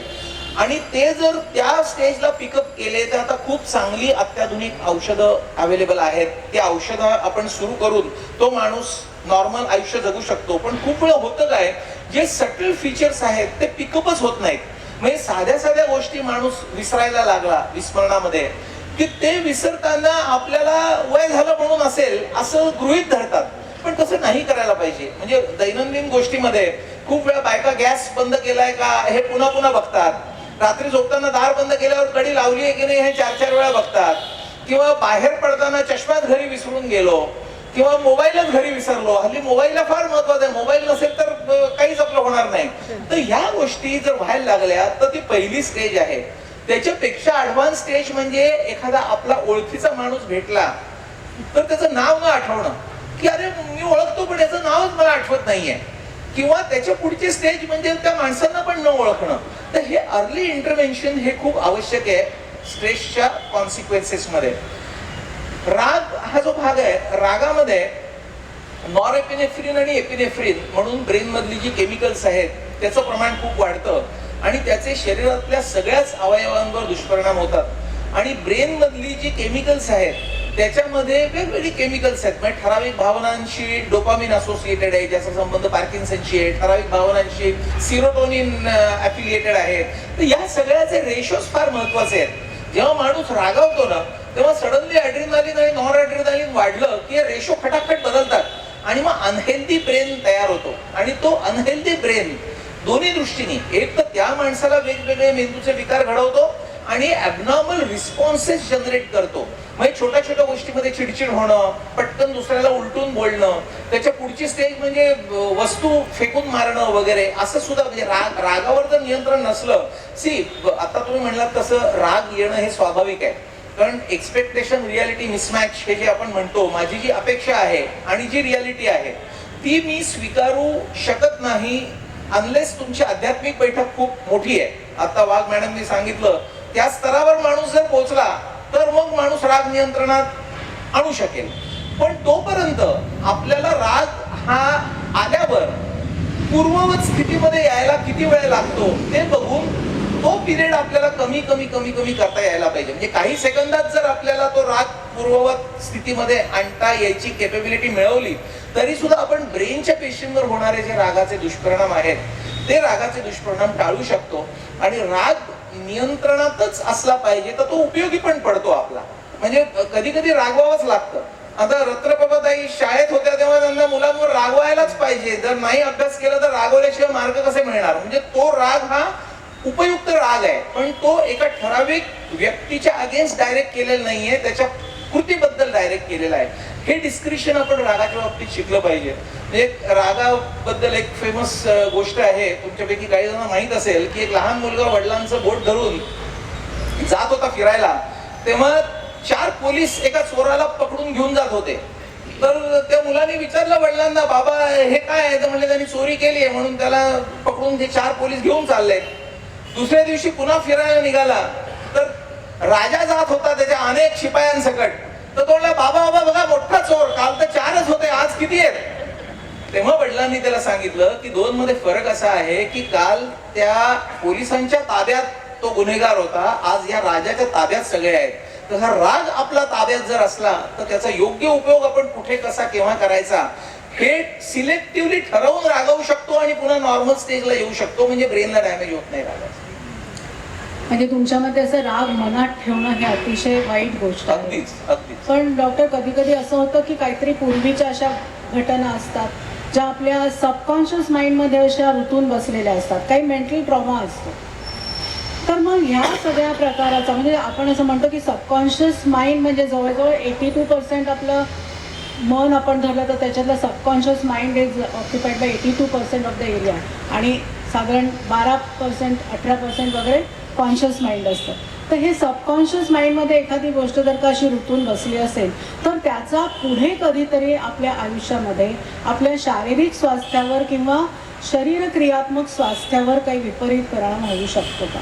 खूप हा सुद्धा महत्वाचा ऍस्पेक्ट आहे जो बऱ्याच वेळा निग्लेक्टेड राहतो. आपल्याला 2 स्तरावर आपण काम करतो, एक कॉन्शियस माइंड आणि एक सबकॉन्शियस माइंड. आपल्या मनामध्ये जे खोल रुतलेले विचार असतात ते सबकॉन्शियस लेवलला असतात आणि आपण इतरांशी बोलतो, खेळतो, वाचतो, लिहितो ते कॉन्शियस स्तरावर असतात. जर सबकॉन्शियस माइंड मध्ये खूप जास्त विचार जमले, युजली कुठले विचार जमतात ज्याच्यावर आपल्याला विचार करायला आवडत नाही तेच विचार सबकॉन्शियस माइंड मध्ये आपण ढकलून देतो. जसं गोडाऊन असतं एखादं किंवा तळघर असतं जिकडे सगळं आपण ते विचार ढकलून त्याला लॉक करून टाकतो. पण एक वस्तू गेली, दुसरी गेली, तिसरी गेली, गोडाऊन भरलं, आता काय होणार? तर जसं प्रेशर कुकर मध्ये वाफ जमली की काय होतं, शिट्टी वाजते. शिट्टी वाजल्यावर वाफ निघून जाते आणि मग सगळं सेटल डाऊन होतं. तसंच सबकॉन्शियस माइंड मधले जे निगेटिव्ह विचार आहेत, मग कोणी आपल्याला काही वाईट बोललेलं असो, परीक्षेत नापास झालेलं असो, कुठलं अपयश असो, आपलं कुठल्याही प्रकारचं कुठला आजार पूर्वी झालेला असो, आपल्या अपेक्षाभंग झालेला असो, तर ह्या सगळ्याचे जे रुतलेले विचार आहेत ते एक एक काटा जसा काढून टाकतो तसे सबकॉन्शियस माइंड मधले काढून टाकणं शक्य आहे. आणि याला इमोशनल सबलिमेशन म्हणतात. म्हणजे भावनांचं बाष्पीभवन. ज्या खोल दडलेल्या भावना आहेत, ज्या निगेटिव्हिटी तयार करतायत, वाईट ऊर्जा तयार करतायत, त्याचं बाष्पीभवन कसं करायचं, तर युजली काय आहे की आपलं कॉन्शियस माइंड जोपर्यंत ऍक्टिव्ह आहे तोपर्यंत सबकॉन्शियस माइंड दबलेलं राहतं.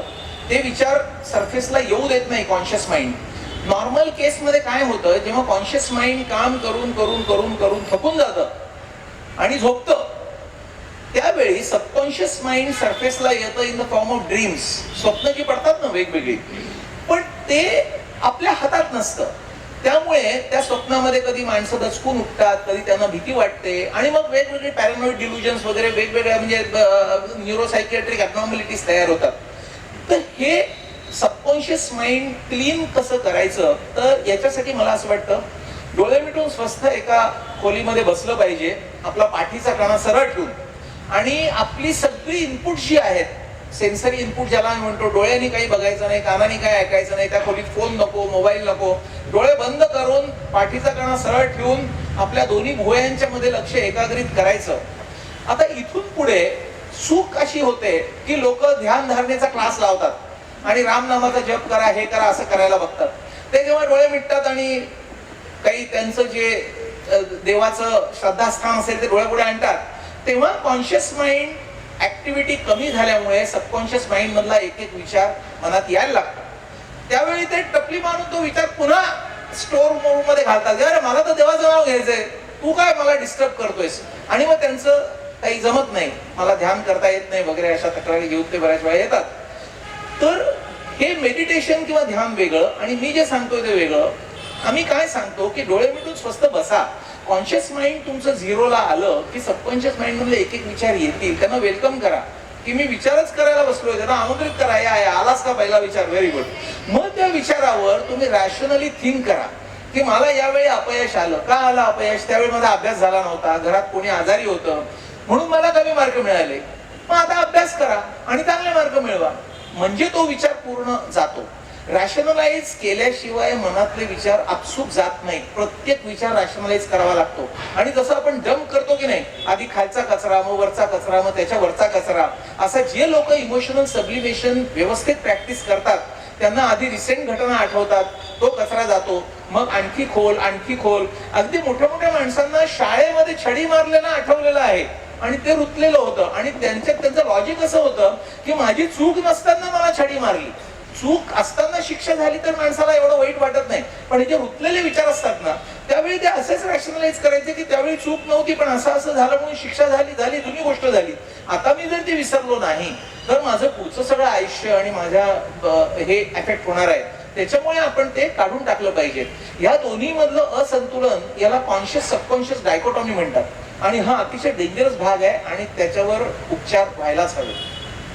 म्हणजे हे जे सबकॉन्शियस लेवलला जाऊन एखाद्या आजाराकडे बघणं आणि त्याच्यावरती एखादी अशी ऑल्टरनेटिव्ह मोडॅलिटीचा वापर करणं, हे याच्याशी तुम्ही ऍग्री होता का? तुम्ही पूर्ण. आता तर नुसतं मीच नाही, जगामध्ये सगळीकडे आपल्याकडे पूर्वीच्या काळी जे आयुर्वेद होमिओपॅथी होते ते तुम्हाला कदाचित माहिती असेल की खूप एक तास 2 तास हिस्ट्री घेतात आयुर्वेदाची आणि होमिओपॅथीची.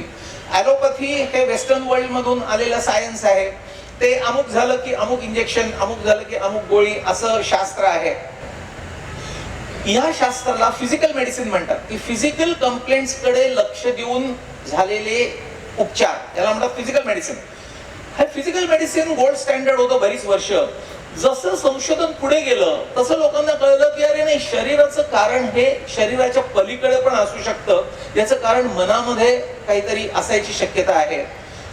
त्याचं जेव्हा लोकांनी संशोधन करून शोधून काढलं तेव्हा मग माइंड बॉडी मेडिसिन अशी कन्सेप्ट आली. म्हणजे खूप सुंदर पुस्तक आहे, लव्ह मेडिसिन अँड मिरॅकल. त्याच्यामुळे त्यांनी सांगितलंय की आपण दुसऱ्यावर प्रेम करणं आणि दुसऱ्यांनी आपल्यावर मनापासून प्रेम करणं ह्यानी कित्येक आजार बरे होतात. तेच औषध, प्रेम हेच औषध आहे. तर माइंड बॉडी मेडिसिन आलं. आता त्याच्या पलीकडे, माइंड बॉडी मेडिसिनच्या पलीकडे लोकांना असं लक्षात आलं की शरीराच्या मागे मन, मनाच्या मागे काय, मनात विचार काय येतात, कुठून येतात, मग मनाच्याही पलीकडे काही आहे का, मग स्पिरिट, आत्मा, म्हणून माइंड बॉडी स्पिरिट मेडिसिन आलं. त्याच्यानंतर एक कन्सेप्ट आली की जसं आपल्याकडे सध्या होतं, आयुर्वेदाचा डॉक्टर आयुर्वेदिक औषध देतो, ॲलोपॅथीचा ॲलोपॅथीची देतो, होमिओपॅथीचा होमिओपॅथी देतो. पेशंटला काय हवं असतं, मला बरा करा, मला अमुक ठिकाणी दुखतंय, ते तुम्ही कुठल्या पद्धतीने कसं बरं करता माहित नाही. म्हणून आता या सगळ्यांमध्ये सुसूत्रता आणून इंटिग्रल मेडिसिन नावाची एक कन्सेप्ट आहे की जिथे ॲलोपॅथी, आता एखाद्याला स्लिप डिस्क झाली तर त्याचं ऑपरेशन केल्याशिवाय ती नस दबलेली मोकळी झाल्याशिवाय त्याला बरंच नाही वाटणार, किती होमिओपॅथीच्या गोळ्या खा नाही बरं वाटणार. पण जर एखाद्याला एक फॅसेक्युलर ऑर्थोपॅथी नावाचा आजार आहे किंवा संधिवात आहेत, तर संधिवाताला खूप चांगली आयुर्वेदिक किंवा दुसऱ्या पथीमधली औषधं असतील. तर इंटिग्रल मेडिसिन म्हणजे ज्याला जे बेस्ट आहे ते सांगणं. तर हा जो 360 डिग्री अप्रोच आहे, that is going to the future. आणि आता मी मगाशी जे म्हटलं, Maharashtra university of health sciences नाशिकला जे आहे, जे आपल्या राज्यातलं सगळं वैद्यकीय शिक्षण कंट्रोल करतं, त्याच्यामध्ये इंटरपॅथिक कमिटी म्हणून आहे आणि त्या कमिटीचा मी सदस्य आहे. त्याला सगळ्या पथीचे लोक आहेत आणि विचार विमर्श असा आहे की पुढे जाऊन पेशंटला सेंटरला ठेवून त्याला बरं वाटावं म्हणून काय आपल्याला ह्याच्यातून करता येईल.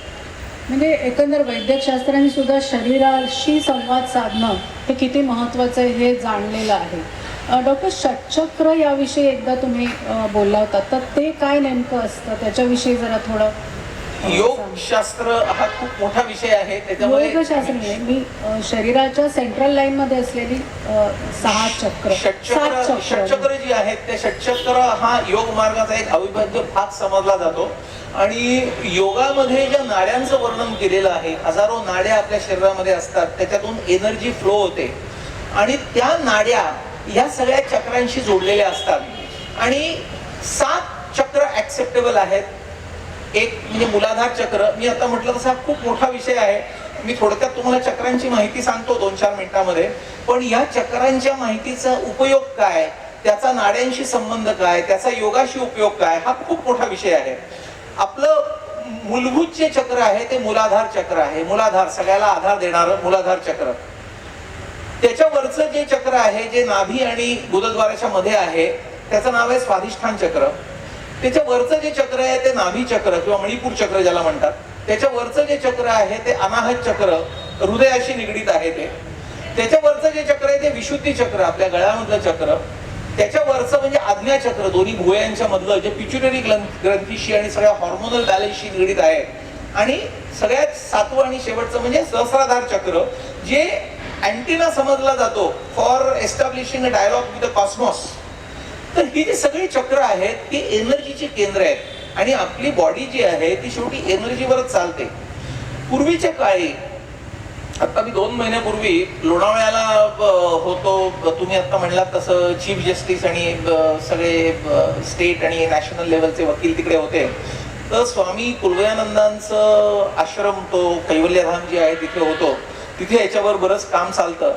आणि ह्या सगळ्या चक्रांमधली एनर्जी नाड्यांमधून शरीरात वाहते आणि ह्याचा शोध शेकडो वर्षापूर्वी किंवा हजारो वर्षापूर्वी आपल्या ऋषीमुनींनी लावलेलाच होता. आणि कदाचित ते शास्त्र खूप ऍडव्हान्स असावं हे आता मॉडर्न सायन्सेसना ऍक्सेप्ट झालेलं आहे. आणि म्हणून ते पुन्हा मागे जाऊन त्याचा शोध लावण्याचा प्रयत्न करतात की त्या एनर्जीज कशा वाहतात, कुठे वाहतात, त्या चक्रांचा आपल्या ऑर्गनशी संबंध काय. मी आता बोलताना म्हटलं तसं की अनाहत चक्र म्हणजे हृदयाशी निगडीत आहे. मग हृदयाचा, करोनरीचा अनाहताच्या एनर्जीशी काय संबंध आहे. मग पुन्हा प्राणाची कन्सेप्ट आहे योगामध्ये. प्राण म्हणजे नक्की काय, अपान काय, उदान काय, व्यान काय, ह्या सगळ्यावर कसा नियंत्रण चक्रांच्या माध्यमातून करायचं, हे चक्रविज्ञान हे एक वेगळं शास्त्रच आहे.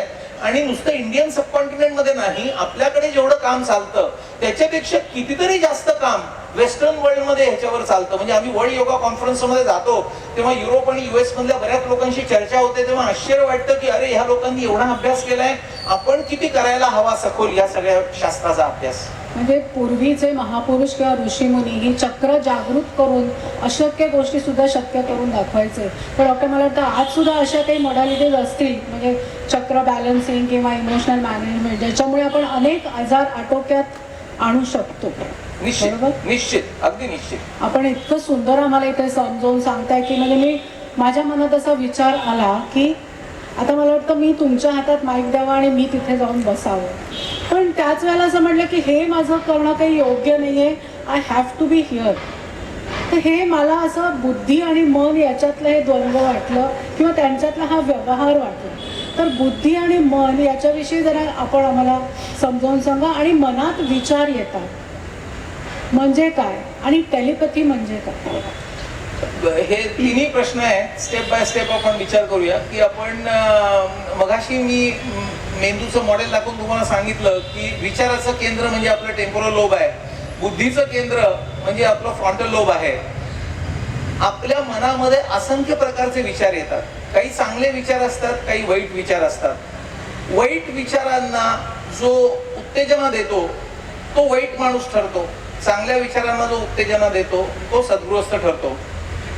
आपण गीतेमध्ये जे म्हणतो कौरव आणि पांडव, ते कौरव आणि पांडव दोन्ही आपल्या प्रत्येकाच्या मनात असतात.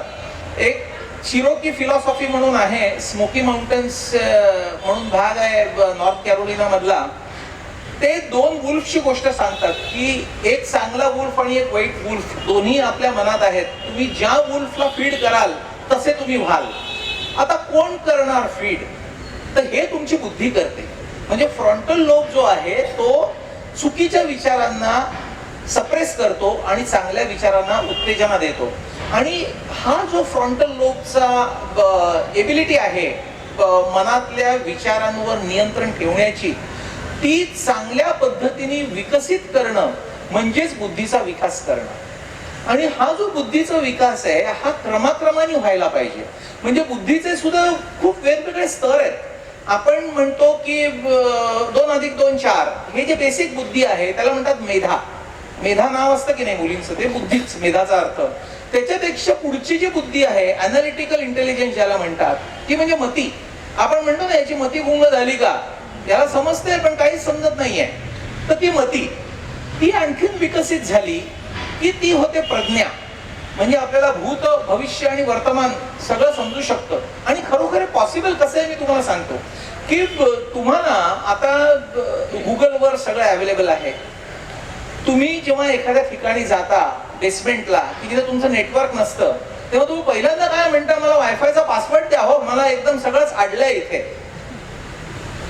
आपल्या मोबाईलमध्ये जे सिम कार्ड आहे ते सिम कार्ड वायफायच्या सिग्नल्सच्या माध्यमातून कनेक्ट होतं. आणि एकदा कनेक्ट झालं की तुमच्याकडे सगळा ज्ञानाचा खजिना उपलब्ध होतो.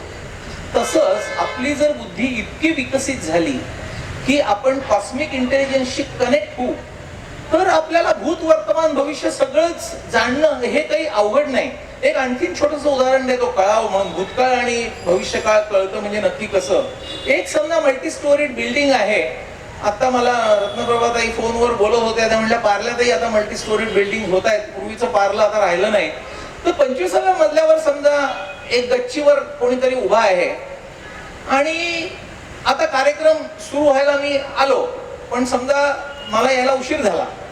तर 4 जण थांबलेत, का नाही आले, फोन करूया, सिग्नल नाहीये, केव्हा येणार. हा गच्चीतल्या माणसाकडे दुर्बीण आहे. त्यांनी दुर्बिणीतून बघितलं आणि त्याला दिसली, गाडी दिसली की हीच गाडी आहे आणि येत आहेत. तो लिफ्टनी खाली आला, त्याने सांगितलं 3 ते 4 मिनिटात ते पोहोचतील इथे. त्याला भविष्यकाळ कळला की नाही. हेच एक्स्ट्रापोलेट जर आपण केलं तर आपण भूत वर्तमान भविष्य नक्कीच प्राप्त करू शकतो प्रज्ञेने. आणि त्या प्रज्ञेच्या पलीकडची अवस्था जर आपण वेगवेगळ्या मार्गाने केली, म्हणजे अचीव केली, तर ती होते ऋतंबरा प्रज्ञा. म्हणजे मग तुम्हाला सगळंच कळतं. तर मेधेचा विकास मतीमध्ये, मतीचा विकास प्रज्ञेमध्ये, प्रज्ञेचा विकास ऋतंबरा प्रज्ञेकडे करणं, याच्यासाठी संस्कारांची आवश्यकता आहे. आणि आज जगामध्ये जो रिसर्च चालतो त्याच्यामध्ये भारतीय तत्वज्ञान आणि भारतीय संस्कारांना किती महत्व आहे हे 2 वर्षापूर्वी ल्यू मरिनॉफ म्हणून अमेरिकन फिलॉसॉफिकल सोसायटीचे अध्यक्ष होते. त्यांनी अध्यक्षपद सोडताना दुसऱ्याला अध्यक्षपद जेव्हा दिलं जातं त्यावेळेच्या भाषणात सांगितलं की जगभरच्या फिलॉसॉफीचा मी अभ्यास केला आणि त्याच्यामध्ये भारतीय तत्वज्ञान, भारतीय संस्कार हे मला सगळ्यात आवडले. त्याच्यामुळे सगळ्यांनी खऱ्या प्रगतीसाठी त्याचा अभ्यास करा. आणि त्यांनी ऑन रेकॉर्ड सांगितलंय न्यूयॉर्क मध्ये बोलताना.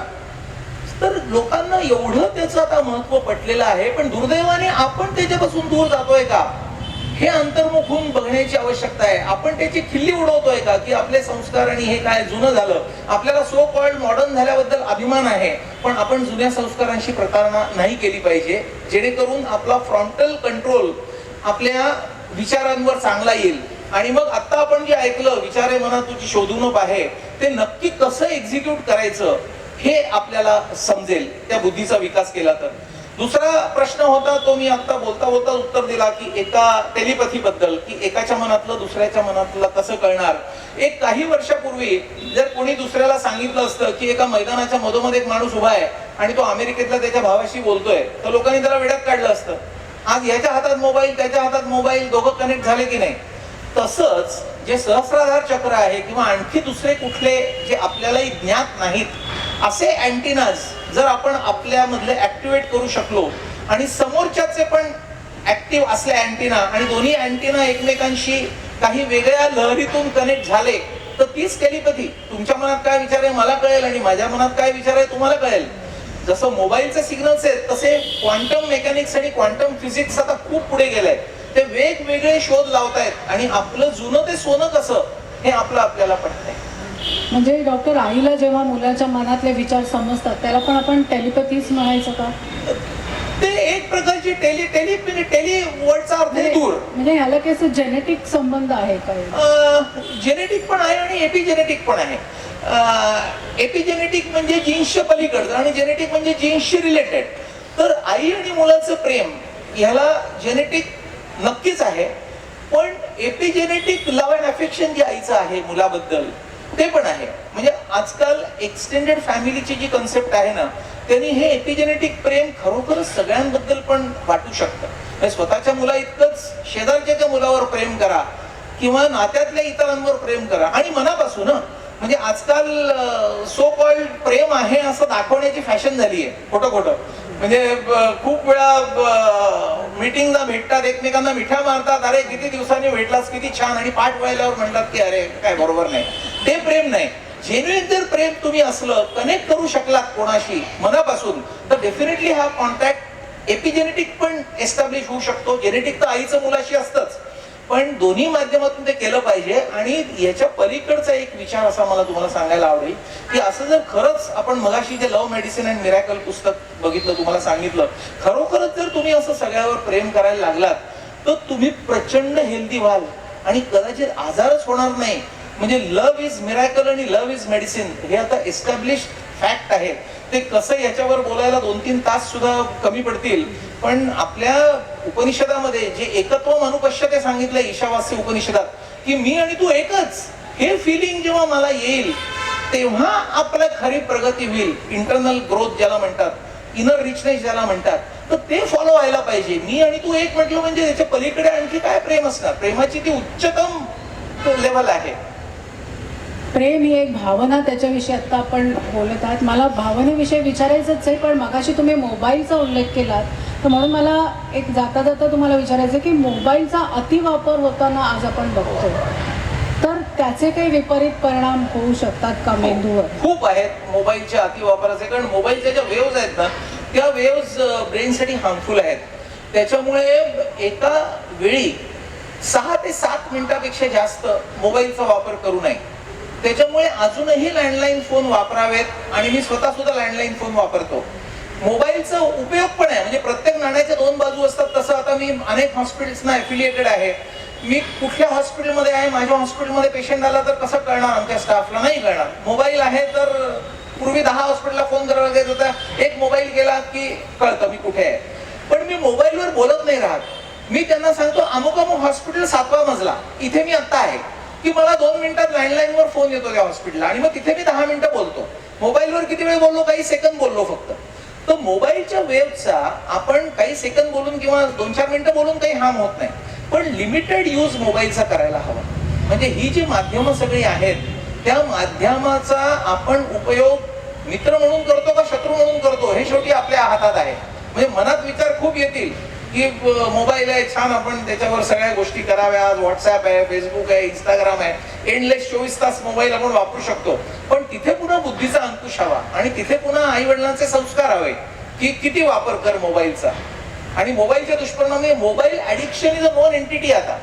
म्हणजे मोबाईल ऍडिक्शन ही मेडिकल टर्मिनॉलॉजी आहे. जसं दारू सिगरेटचं व्यसन असतं तसं मोबाईलच्या व्यसनासाठी पेशंट्स ऍडमिट करतात आणि त्याच्यावर ट्रीटमेंट करतात. इतकं ऍडिक्शन आहे मोबाईलचं.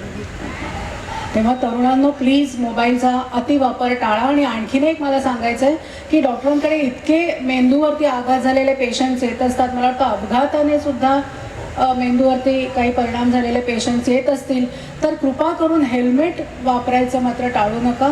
प्रेक्षणीयतेपेक्षा सुरक्षितता अधिक महत्त्वाची असते, हे कायम लक्षात ठेवा.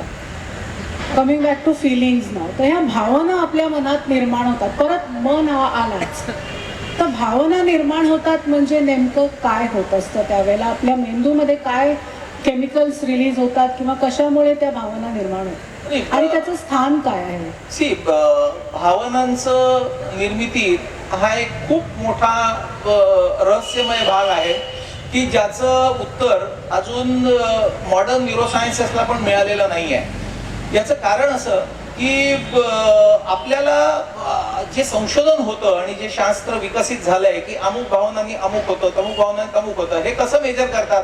त्याचे वेगवेगळी परिमाण आहेत. की एक म्हणजे इलेक्ट्रोएन्केफेलोग्राम, म्हणजे मेंदूचा आलेख. हृदयाचा असा कार्डिओग्राम असतो तसा मेंदूचा आलेख असतो, त्याला म्हणतात इलेक्ट्रोएन्केफेलोग्राम. न्यूरोकेमिस्ट्री, ब्रेन मध्ये कुठली केमिकल्स कमी आहेत जास्त आहेत याच्याबद्दल पुष्कळ अभ्यास झालेला आहे.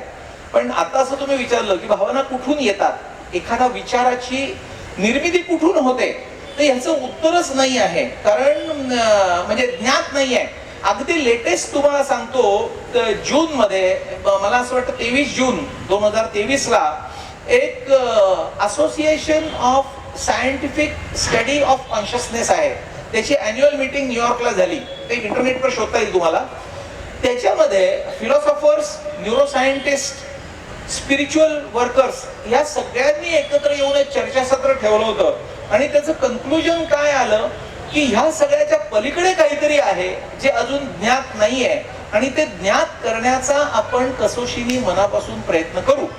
आणि आपण जर आपल्या स्क्रिप्चर्स मध्ये गेलो, केनोपनिषदात जे म्हटलंय मनस्य मना म्हणजे काय, चक्षुच्च चक्षु म्हणजे काय, याच्या मागे मागे काय, म्हणजे ही कन्सेप्ट त्यावेळी होती.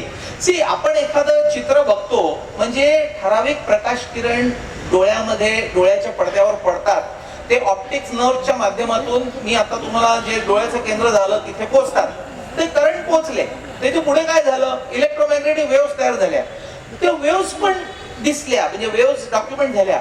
पण त्या वेव्सचा, त्या करंटचा आणि चेहरा जो मला दिसतोय त्याचा कसा संबंध जोडणार, म्हणजे तो चेहरा कुठून आला, तो चेहरा कुठून निर्माण झाला.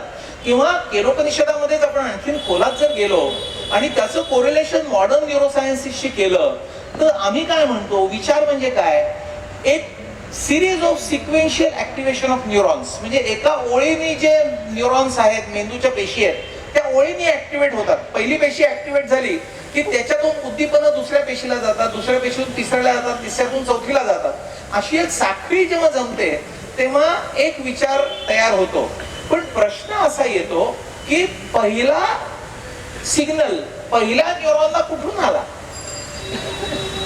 एकदा पहिल्याला आला की मग ती चेन साखळीसारखी झाली, पण पहिल्याला कुठून आला, याचाच अर्थ विचार कुठून येतो, याचाच अर्थ स्फुरण म्हणजे काय, याचाच अर्थ सरस्वतीची उपासना का करायला पाहिजे. अशा अनेक गोष्टी ओपन अप होत जातील, म्हणजे विद्यार्थ्यांना या सगळ्यांसाठी फार आवश्यक आहे. पण सायन्सला अजून ते उलगडलेलं नाही आहे आणि इन टाइम्स टू कम त्याच्यावर रिसर्च होईल की कॉन्शियसनेस म्हणजे काय, नक्की कोण जाणतं.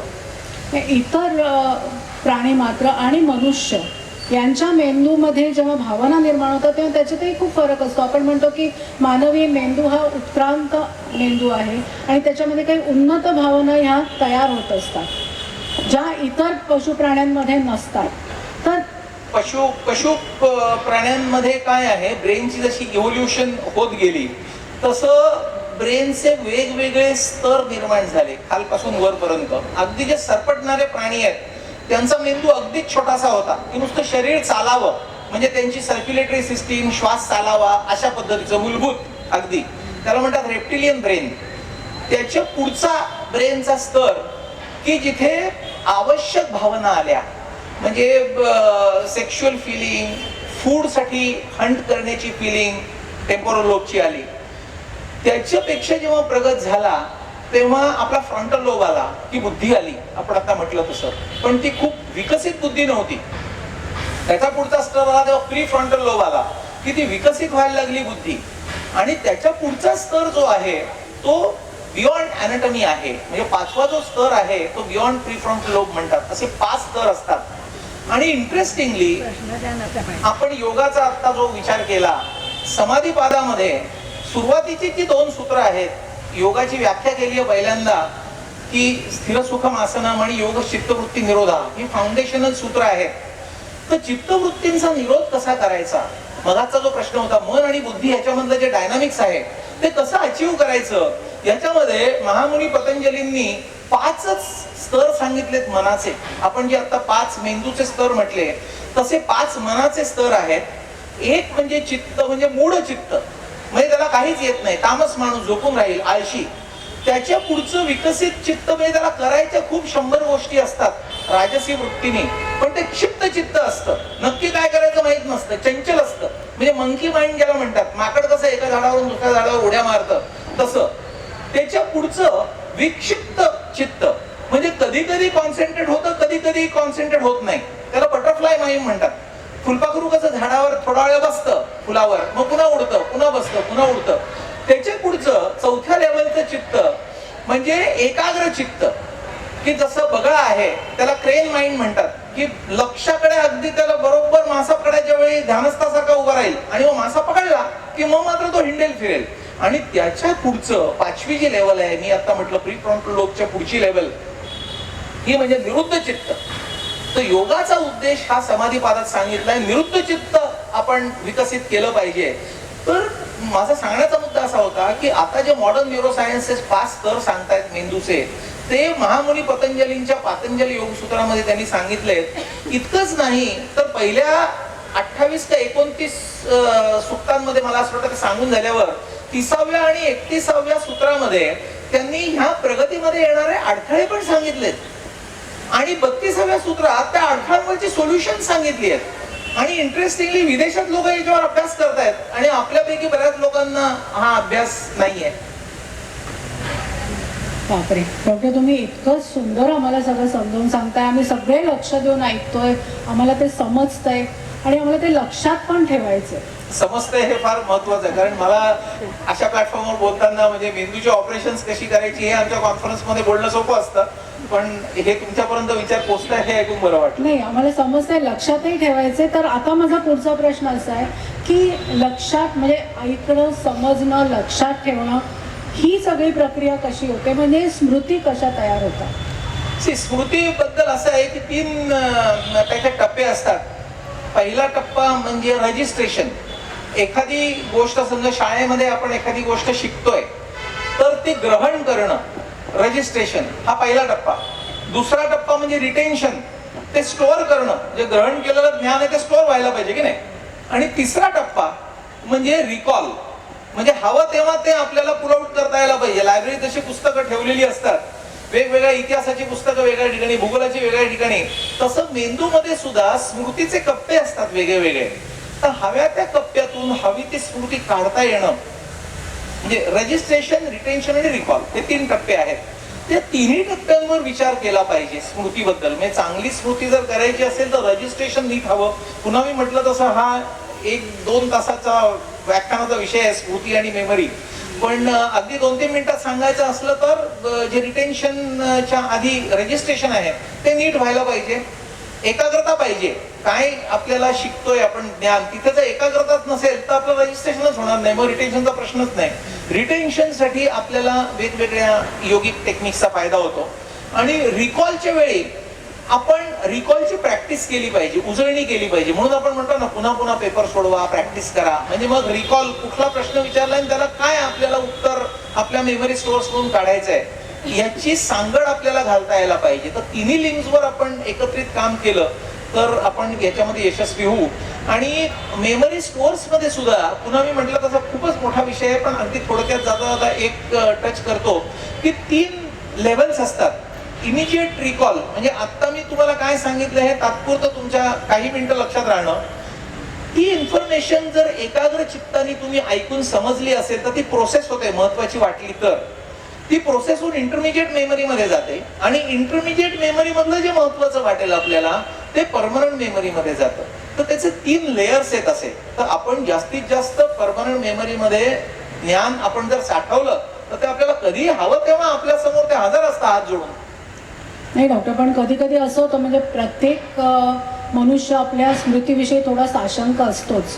आता तुम्ही म्हणाले की चटकन आपल्याला आठवलं पाहिजे, पण विद्यार्थी दशेत सुद्धा आपल्याला हा गोंधळ झालेला आढळतो की बाबा खूप अभ्यास केलेला आहे पण आयत्या वेळेला ब्लँक झालं, किंवा जसं वय वाढतं तसं विस्मरण. तर मगाशी तुम्ही सांगितलं की चष्मा कुठे ठेवलाय, गॉगल्स कुठे ठेवलायत, की किल्ल्या कुठे ठेवल्यात, गॅस बंद, हे खूपच म्हणजे अशा सर्वसाधारण आढळणाऱ्या गोष्टी आहेत, पण त्याचे सुद्धा विपरीत परिणाम आपल्याला दिसून येतात. तर हे विद्यार्थी दशेमध्ये होणारं विस्मरण आणि जसजसं वय वाढतं तसतसे होणारे आजार, हे डिमेन्शिया किंवा अल्झायमर, लॉस ऑफ मेमरी, झोप न येणं, या सगळ्याची कारणं काय आहेत आणि त्याच्यावरती उपचार काय, ते टाळू शकतो का आपण? सगळ्यात महत्वाचं म्हणजे विद्यार्थी दशेमध्ये होणारी जी प्रॉब्लेम्स आहेत त्याला प्रॅक्टिकल सोल्युशन म्हणजे एकाग्रता वाढवणं. आणि आपण अगदी लहानपणी ज्याला संस्कार म्हणायचो, मनाचे श्लोक आहे, गीतेचे अध्याय आहेत, ते सकाळ संध्याकाळ म्हणून घेणं यांनी आपोआप न्यूरल सर्किट स्ट्रॉंग होतात. क्लाउडिंग ऑफ कॉन्शियसनेस हा जो भाग आहे की मनात विचार प्रचंड येतात आणि तेव्हा मग विद्यार्थ्याला हवं ते आठवत नाही योग्य वेळी. त्याच्यासाठी मन फोकस करणं, ध्यान धारणा करणं याचा खूप उपयोग होऊ शकतो. एल्डरली एज ग्रुपमध्ये डिमेन्शियाज जेव्हा आपण बोलतो तेव्हा त्या डिमेन्शियाज होऊ नाहीत, टाळावं कसं तुम्ही विचारलं, त्याची तयारी खूप आधीपासून करायला हवी. म्हणजे आपण जी 40 नंतर काळजी म्हणतो घ्यायला पाहिजे, ती जर आपण योग्य वेळी योग्य ती काळजी घेतली नाही, कुठल्याही गोष्टीला मेंटेनन्स लागतो. आपण कार दर 4-6 महिने झाले की गॅरेजला पाठवतो, बरोबर आहे. जेवढी कार जास्त वापरली जाईल, आता ट्रॅव्हल कंपनीच्या कार्स असतात त्यांना जास्त सर्व्हिसिंग लागतं. एक हाती माणसाने कार वापरली तर कमी लक्ष त्याला द्यावं लागतं. याचं कारण असं की जशी टायर्स गुळगुळीत होतात वापरून, तशी आपल्या ब्रेनच्या पेशींची पण खूप झीज होत असते सारखी. तर जितकी झीज जास्त तितकं मेंटेनन्स पण जास्त. दुर्दैवाने होतं काय, तुम्ही मगाशी म्हणलं तसं टाइम बाउंड आपण एवढे बिझी असतो की आपण कधीच तेवढे रिच नसतो. त्याच्यामुळे झीज होतच जाते आणि रिकव्हरीला वेळ नसतो. याच्यासाठी लाईफस्टाईल जर चेंज केली तर डिमेन्शिया निश्चितपणे टाळता येईल.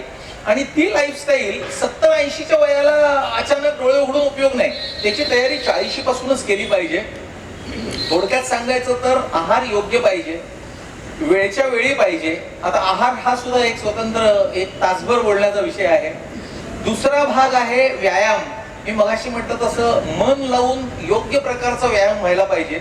योग्य प्रकारचा म्हणजे व्यायामाचे मूलभूत 2 प्रकार आहेत. एक आयसोमेट्रिक एक्सरसाइज, मेट्रॉस म्हणजे लेंथ आणि आयसो म्हणजे सेम.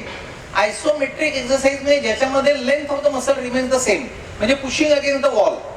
व्यायाम होईल की नाही, पण लेंथ तीच राहिली. म्हणजे योगासन हा या व्यायाम प्रकारचं उदाहरण आहे. आणि दुसरा आयसोटोनिक, टोन सेम राहतो, लेंथ बदलत राहते. ट्रेडमिल तुम्ही म्हणलात तसं. त्या दोन्ही व्यायामांचं कॉम्बिनेशन व्हायला पाहिजे. मन लावून व्यायाम झाला पाहिजे. डाएट आणि एक्सरसाइज हे झाल्यानंतर आपण मगाशी जसं म्हटलं तसं मेंदूचे 2 भाग आहेत. आपण जनरली एकच भाग इंटेलिजन्सचा जास्त वापरतो आणि क्रिएटिव्हिटीचा जो भाग आहे मेंदूचा उजवा भाग, ज्याच्यामध्ये पेंटिंग आहे, ड्रॉइंग आहे, म्युझिक आहे, अशा सगळ्या गोष्टी जर वापरल्या नाही तर त्याची डिसयूज ॲट्रोफी होते, त्या पेशी आक्रसायला लागतात नंतर. म्हणजे आपण जसं प्लास्टरमध्ये हात असला, फ्रॅक्चर झालं की प्लास्टर घालावं लागतं आणि प्लास्टर काढल्यावर फ्रॅक्चर भरून आलेलं असतं पण तो हात छोटा होतो. मग व्यायाम, फिजिओथेरपी करून तो हात मोठा करावा लागतो. तसं या प्रकारच्या हॉबीज आपण डेव्हलप केल्या पाहिजेत आणि हे जर सगळं आपण नियमितपणे करू शकलो. झोप पण फार महत्वाची आहे. झोप पुरेशी असली, कारण झोपेमध्ये रिपेरेशन होतं, म्हणजे रिपेअर होतात गोष्टी. आपण जी झीज होतो ती भरून निघते झोपेमध्ये. तर झोप जर पुरेशी नसेल तरी सुद्धा झीज वाढत जाईल आणि डिमेन्शिया होईल. आणि डिमेन्शियाला आता खूप चांगली औषधं अवेलेबल आहेत. त्याच्यामुळे डिमेन्शियाचं वेळच्या वेळी डायग्नोसिस आणि मग त्याची योग्य प्रकारच्या औषधांनी ट्रीटमेंट हे जर केलं तर डिमेन्शिया बरा नाही होत पण तो कंट्रोल होतो आणि माणूस नॉर्मल राहू शकतो. म्हणजे जसं डायबिटीज आहे, डायबिटीज बरा झाला का नाही झाला पण शुगर नॉर्मल आहे गोळ्या वगैरे घेऊन, किंवा ब्लड प्रेशर आहे, ब्लड प्रेशरची एक गोळी घ्यावी लागते पण बीपी नॉर्मल आहे. पण ते नाही केलं तर काय होईल, आणखी पुढे डिजेनरेटिव्ह चेंजेस वाढतील आणि आणखी त्याचे सिरियस दुष्परिणाम आपल्याला दिसायला लागतील. बऱ्याचदा वाईट काय वाटतं की हा अवेअरनेस नसतो. खूप वेळा in the middle of the night पहाटे 3 वाजता एक पेशंट फिट आली आणि बेशुद्ध म्हणून आणला जातो आमच्याकडे. त्याला स्कॅन मध्ये मोठा रक्तस्राव असतो मेंदूमध्ये, ब्लड प्रेशर 220/110, शुगर 400 आणि नातेवाईक सांगतात की यांची तब्येत इतकी चांगली होती की त्यांना कधी दवाखान्याचं पायरी चढावी नाही लागली आणि एकदम हे अचानक झालं. आता 400 शुगर आणि एका दिवसात झालं का नाही झालं पण तो अवेअरनेसच नसतो. त्याच्यामुळे पिरियॉडिक हेल्थ चेकअप करून आपण गाडी कशी पाठवतो, गॅरेजमध्ये पाठवतो की नाही, का पूर्ण बंद पडली की मग फोन करायचा की अरे बाबा बंद पडली आता घेऊन जा काय करायला, तसं. आणि गाडी तरी रिपेअर होईल, माणूस गेला की गेलाच. तर हा अवेअरनेस खूप आवश्यक आहे की आपल्या शरीराला, मनाला, बुद्धीला, मेंदूला मेंटेनन्स लागतो. Periodic assessment for timely diagnosis हे खूप महत्वाचं आहे. वेस्टर्न वर्ल्ड मध्ये खूप मी फेलोशिप्सना बाहेर जगात अनेक देशांमध्ये होतो. आपल्या वाढदिवसाच्या दिवशी ते हॉस्पिटलला जातात, बेसिक चेकअप करतात, ब्लड टेस्ट करतात, अर्धा पाऊण तासात काम झालं की मग जातात, छान पार्टी करतात मित्रांबरोबर, लंच बिंच सगळं, आणि दुपारी 3-4 वाजता रिपोर्ट घ्यायला येतात आणि रिपोर्ट घेऊन जे काही प्रॉब्लेम असतील त्याला ट्रीटमेंटही घेऊन जातात आणि पुढच्या वर्षीची अपॉइंटमेंट घेऊन जातात आपल्या वाढदिवसाची. लक्षात राहावं. आता वाढदिवस असा साजरा करायचा का नाही हा प्रत्येकाचा चॉईस आहे, पण तो नाही, दुसरे कुठली तरी तारीख जी आठवत आहे. वर्षातून एकदा तर मेंटेनन्स करा. गाडीचं 4 वेळा करत असेल तर शरीराचं एकदा तरी करा. हे माझं कळकळीचं सांगणं आहे. तर खरंच अगदी थोडक्या शब्दामध्ये अगदी समजेल अशा भाषेमध्ये आपण मेंदूचं आरोग्य कसं सांभाळायचं, हेल्दी एजिंगसाठी काय करायला पाहिजे हे आपण आता सांगितलं. त्याची वय तर वाढतच असतं, जन्मापासून ते वाढतच असतं हे आपल्या सगळ्यांना माहिती आहे. पण आपलं आयुष्य किंवा आयुष्याचा आनंद आख्यान हे कसं रंगवायचं हे मात्र आपल्या हातात आहे. स्वातीने सुद्धा मगाशी याच्याचवरती भर देऊन सांगितलं. म्हणजे तिने सांगितलं तेव्हा असं वाटलं की ही एक कस्तुरी मृगासारखी अवस्था आहे, आपल्यातच आहे पण आपल्याला त्याचा शोध घ्यायचा आहे. तर आता मला तुम्हाला प्रश्न विचारायचा आहे की सुख, समाधान आणि शांती. आता सुख म्हणावं की नाही त्याला मला वाटतं आनंद हा जास्त ॲप्रोप्रिएट शब्द होईल, कारण सुख तुमचं माझं हे वेगळं असणार आहे.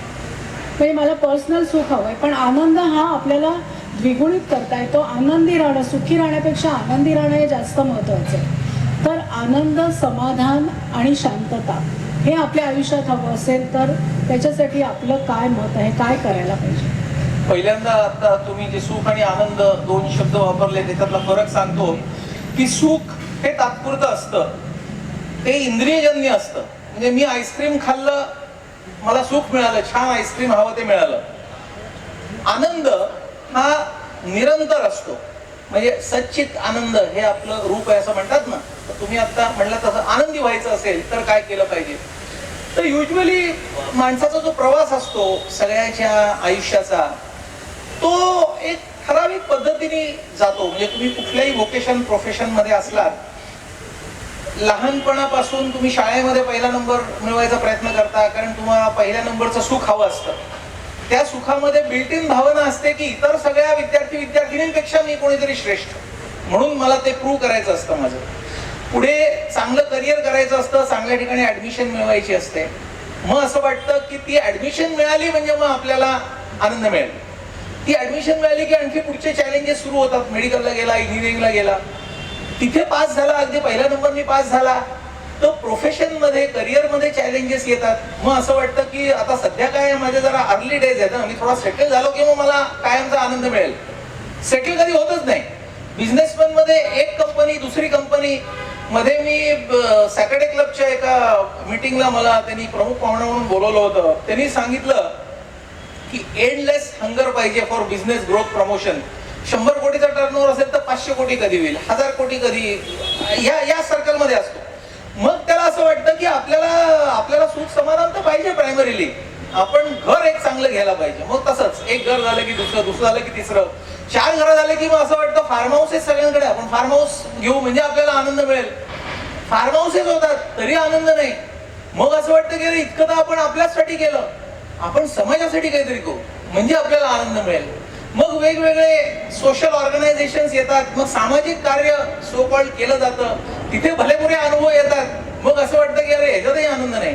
आणि मग जाणवतं की आनंद ह्या सगळ्यात नाहीच आहे, तो आत आहे.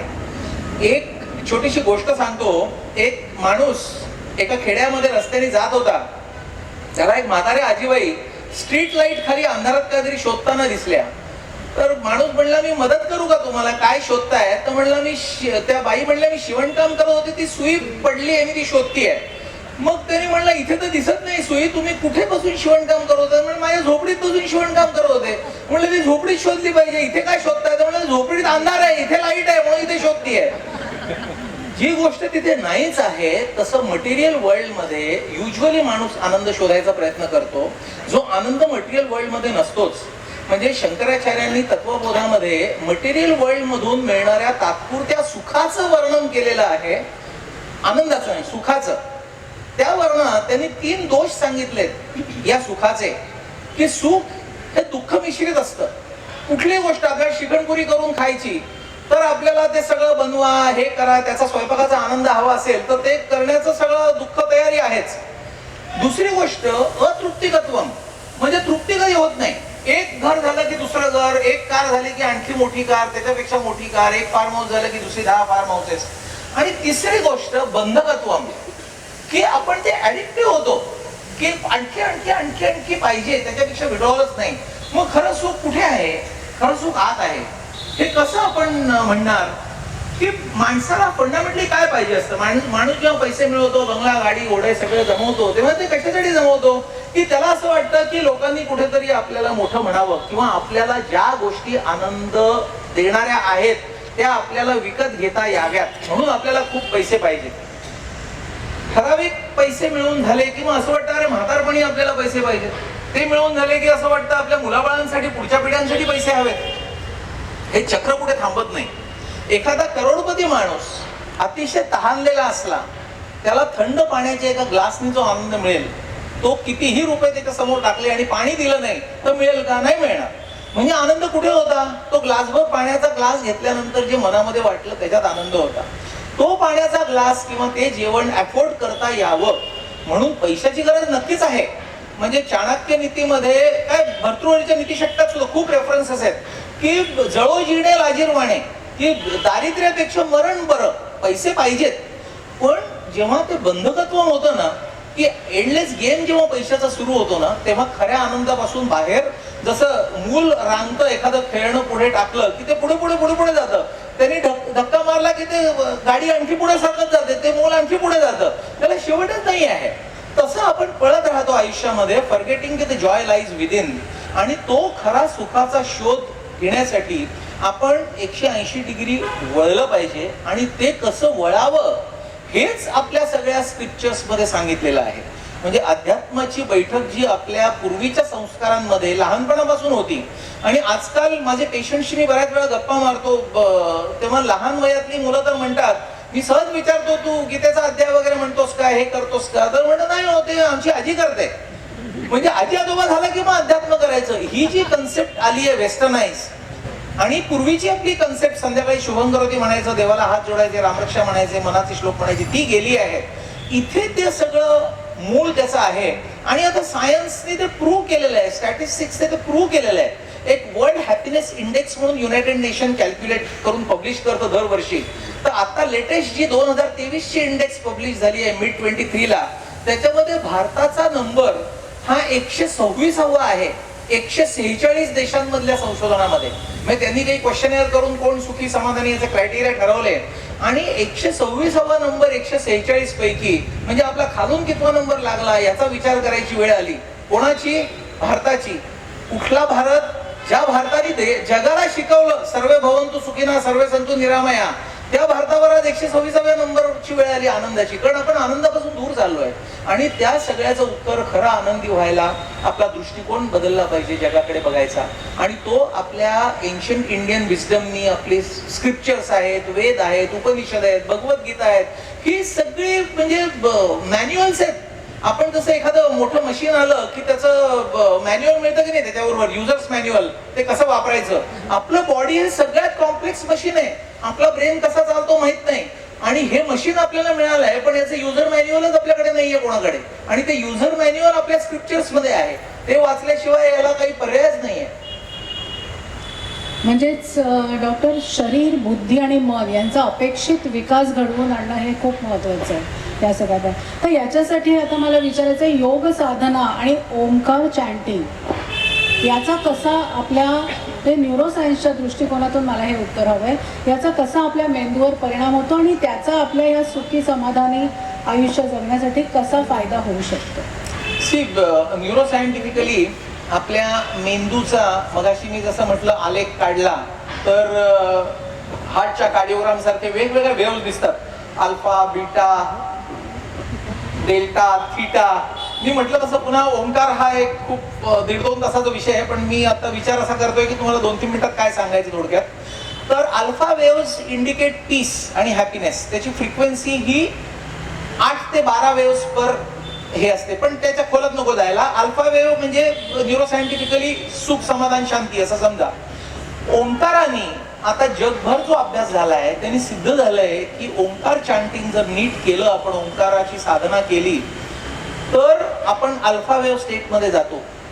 आणि हे विज्ञानाने प्रूव्ह केल्यानंतर ओंकार साधनेचं लोकांना महत्व पटायला लागलं. आता ओंकार सुद्धा खूप प्रकाराने तो म्हणजे तो शिकायला पाहिजे. कुठलीही गोष्ट हाफ नॉलेज इज डेंजरस म्हणतात ना, तसं अर्धवट मी बसलो आता ओम म्हणायला आणि ओम म्हटलं असं नाही. ओंकार सुद्धा प्रत्येक प्रकारच्या ओंकाराचे वेगवेगळे फायदे आणि तोटे आहेत. म्हणजे वैखरी ओंकारामध्ये एक आकारांत ओंकार आहे, म्हणजे इथे अ लांबवला जातो. ओंकारात काय अ, उ आणि म. तर अ जे इथे आपण लांबवतो तो ओंकार वेगळा. आणि मकारांत ओंकार म्हणजे अ, उ, म पटकन म्हणायचं आणि म लांबवायचा. या सगळ्याचे वेगवेगळे फायदे तोटे आहेत. मकारांत ओंकारनी रेझोनेटिंग व्हायब्रेशन्स तयार होतात पॅरानेझल सायनसेस मध्ये. त्यांनी नेझल सिक्रेशनचे पीएच बदलतात. मी म्हटलं तर खूप बोलण्यासारखं आहे. याच्या पलीकडे एकदा वैखरी ओंकारावर तुमचं नियंत्रण आलं की मग तुम्ही कसं ओंकार म्हणताय, म्हणजे दीर्घ ओंकार तुम्ही म्हणताय, प्लुत ओंकार ज्याला म्हणतात, लांब ओंकार लांबवायचा, श्वासाच्या काही विकारांमध्ये त्याचा खूप चांगला उपयोग होतो. किंवा न्यूक ओंकार आहे की परत परत म्हणायचा ओम ओम ओम ओम असं रिपीटेड म्हणायचं. किंवा उपांशु ओंकार आहे की जिथे तुमची फक्त ओठाची हालचाल होऊन ओंकार इथेच होतो, विशुद्धी चक्राला व्हायब्रेशन्स मिळतात आणि आपण फिल्ट्रेशनचं ज्ञान घेऊ शकतो की काय चांगलं आणि काय वाईट याचं ज्ञान त्या ओंकाराने होऊ शकतं. किंवा त्याच्या पलीकडची स्टेज आहे प्युअर मानसिक ओंकार, म्हणजे व्होकल कॉर्ड्स पण हलत नाहीत आणि ओठ पण हलत नाहीत आणि माणूस ओंकारात बसलाय. म्हणजे ही खूप पुढची अवस्था आहे. मी म्हटलं तर ओंकार हा इतका मोठा विषय आहे, म्हणजे इव्हन स्क्रिप्चर्सच्या दृष्टीने मांडुक्यमध्ये जो ओंकार सांगितलाय, स्वप्न, जागृती, ह्या सगळ्या, सुषुप्ती आणि अर्धी मात्रा, तुर्यावस्था, ह्या अंगाने ओंकाराचा अभ्यास वेगळा होऊ शकतो. न्यूरोसायन्सच्या दृष्टीने ओंकाराचा अभ्यास वेगळा होऊ शकतो. ज्यांना निर्गुण ओंकाराची, निरामय ओंकाराची उपासना करायची, मुंडकाचा मार्ग वेगळा आहे. किंवा ओंकार हा खूप मोठा विषय आहे, पण ते अतिशय उपयुक्त आहे आणि सगळ्यांनी केलंच पाहिजे अशी गरज आहे काळाची सध्या. हे ओंकार हा जो आपण म्हणतो की स्वयंभू, स्वयंसिद्ध, अनाहत असा ध्वनी आहे, तर त्याच्या चॅन्टिंगमुळे आपल्या मेंदूवरती चांगले परिणाम. तसंच आपण योग साधनेविषयी पण बोललात, ज्याच्यावरती आपण श्वासावर नियंत्रण ठेवायला शिकत असतो आणि त्याचं सुद्धा खूप महत्त्व आहे प्रत्येकाच्या स्वास्थ्यासाठी.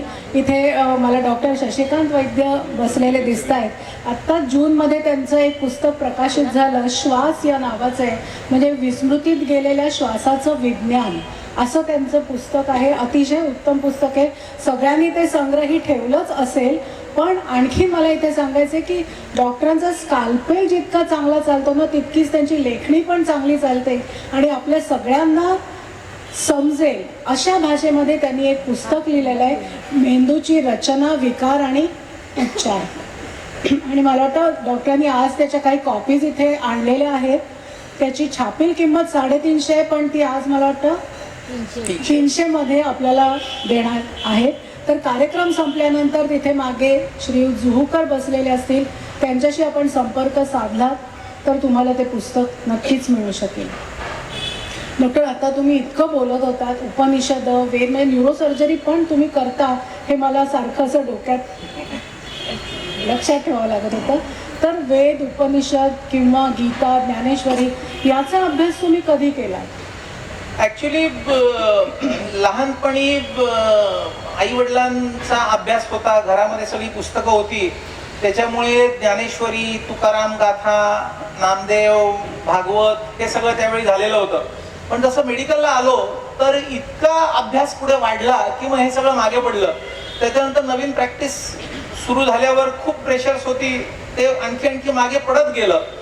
आणि गेल्या 8-10 वर्षापूर्वी मला असं जाणवलं, आणि तिथे पुन्हा न्यूरोसर्जरीचा संबंध आहे की आम्ही जेव्हा ICU मध्ये राऊंड्स घेतो तेव्हा आम्ही सिरियस पेशंटशीच डील करतो. कोणी बेशुद्ध असतो, कोणाला ब्रेन हिमरेज झालेलं असतं, कोणाला कृत्रिम श्वासोश्वास चालू असतो, कोणाला कॅथेटर युरिनचा घातलेला असतो, वेगवेगळे मणक्याचे फ्रॅक्चर्स असतात. तर हे सगळे पेशंट बघितल्यानंतर मन सहज आत वळून बघतं की शेवटी आयुष्य म्हणजे काय आहे, आणि हे या ठिकाणी आपणही कधी असू शकू. म्हणजे रोड ऍक्सिडेंट्स मध्ये तर खूप वेळा, आता शेकडो उदाहरणं सांगता येतील की आपली काहीही चूक नसताना समोरच्याची चूक आली आणि तो आपल्या अंगावर आदळला तर आपण ताबडतोब ICUच्या बेडवर राहू शकतो. तर हे इतकं क्षणभंगूर आहे, हे इतकं तात्पुरतं आहे. तर मग मी आता सुदृढ सक्षम आहे, त्याचा मी कसा चांगल्यात चांगला वापर करावा, हे मी जेव्हा आईला माझ्या विचारलं तेव्हा आई म्हणली, आपल्या घरात किती पुस्तकं आहेत? खूप पुस्तकं आहेत, त्यापैकी तू किती वाचलीस? तर 0. मग मला असं वाटलं की काही वेळ तरी त्याच्यासाठी द्यावा, म्हणून मी हळूहळू तो प्रवास सुरू केला. आणि प्रॉबेबली न्यूरोसर्जरी, ICU, आता तुम्ही मगाशी श्वासाबद्दल म्हणलात, एक पॉल कलानिधी यांचं फेमस पुस्तक आहे, ते पण न्यूरोसर्जन होते आणि ही सडनली डाईड अनएक्सपेक्टेडली. तर ते गेल्यानंतर त्यांच्या जीवनावरचं पुस्तक लिहिलंय. त्याच्यामध्ये क्षणभंगुरता अंडरलाईन करण्यासाठी त्या पुस्तकाचंच नाव आहे व्हेन ब्रेथ बिकम्स एअर. आधी त्याला श्वास म्हणायचा आणि माणूस एका क्षणात गेल्यानंतर त्याला नुसती हवा एवढीच ती उरते.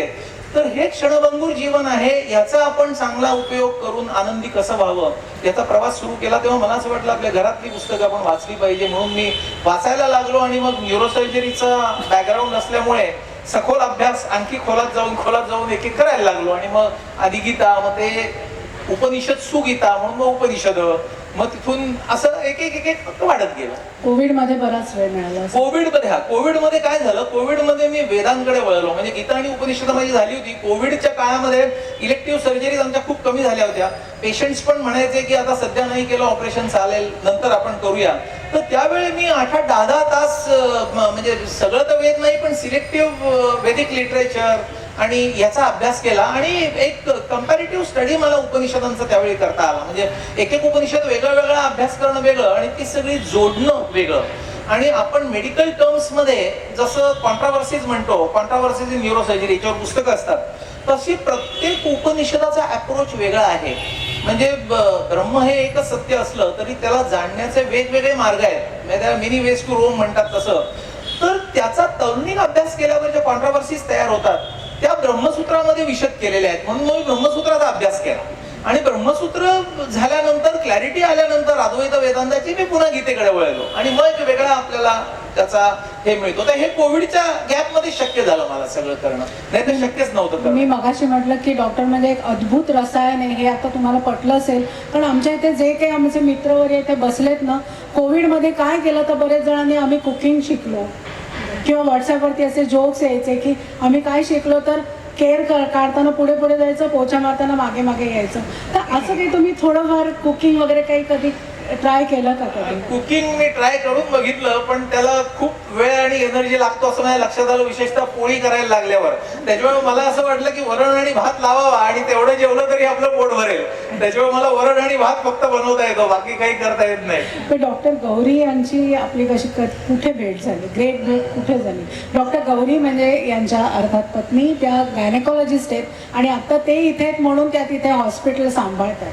नाहीतर त्यांनाही आपण आमंत्रण दिलं होतं, पण त्या येऊ शकल्या नाहीत केवळ या एका कारणासाठी. तर त्यांची भेट आपली कुठे झाली? नाही, माझे वडील रेल्वेमध्ये होते आणि तिचेही वडील रेल्वेमध्ये होते, पण आम्ही म्हटलं तसं वेगवेगळ्या ठिकाणी पोस्टिंग व्हायच्या, त्याच्यामुळे ते प्युअरली अरेंज मॅरेज होतं. म्हणजे आम्ही आधी भेटलेलो नव्हतो, त्याच्यामुळे अरेंज मॅरेज जसं असतं तसंच आमची भेट झाली आणि मग ठरवून लग्न झालं. आई वडिलांच्या स्थळ शोधण्याच्या कार्यक्रमातून मग लग्न झालं असं.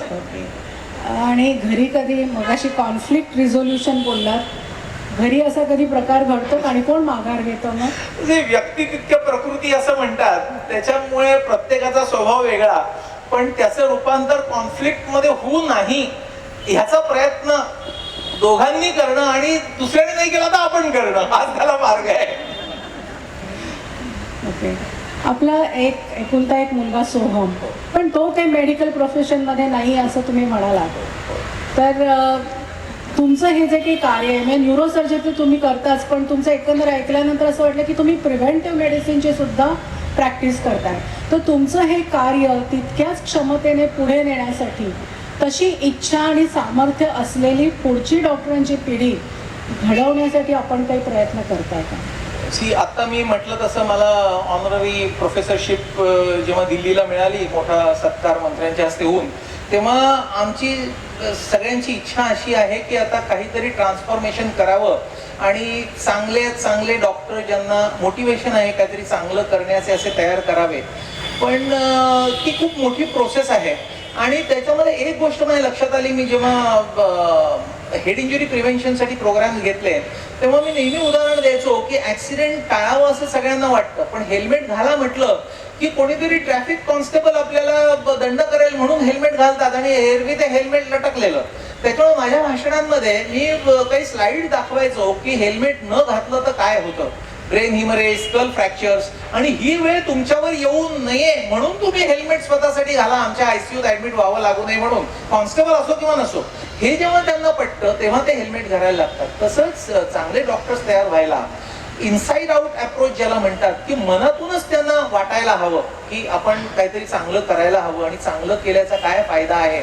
तर त्या दृष्टीने आता सेमिनार्स आणि या ठिकाणी मी जे पार्टिसिपेशन करतो तिथे जास्तीत जास्त मी हे ज्ञान इतरांपर्यंत पोहोचवण्याचा प्रयत्न करतो. म्हणजे अगदी स्टेट लेव्हल पासून इंटरनॅशनल लेव्हल पर्यंत. म्हणजे आता महाराष्ट्र स्टेट मेडिकल असोसिएशनच्या अॅन्युअल कॉन्फरन्सला 2-3 वर्षापूर्वी माझं भाषण झालं आणि त्याला शेकडो डॉक्टर्स होते. इंडियन मेडिकल असोसिएशनला सगळ्या स्पेशालिटीचे सगळेच असतात.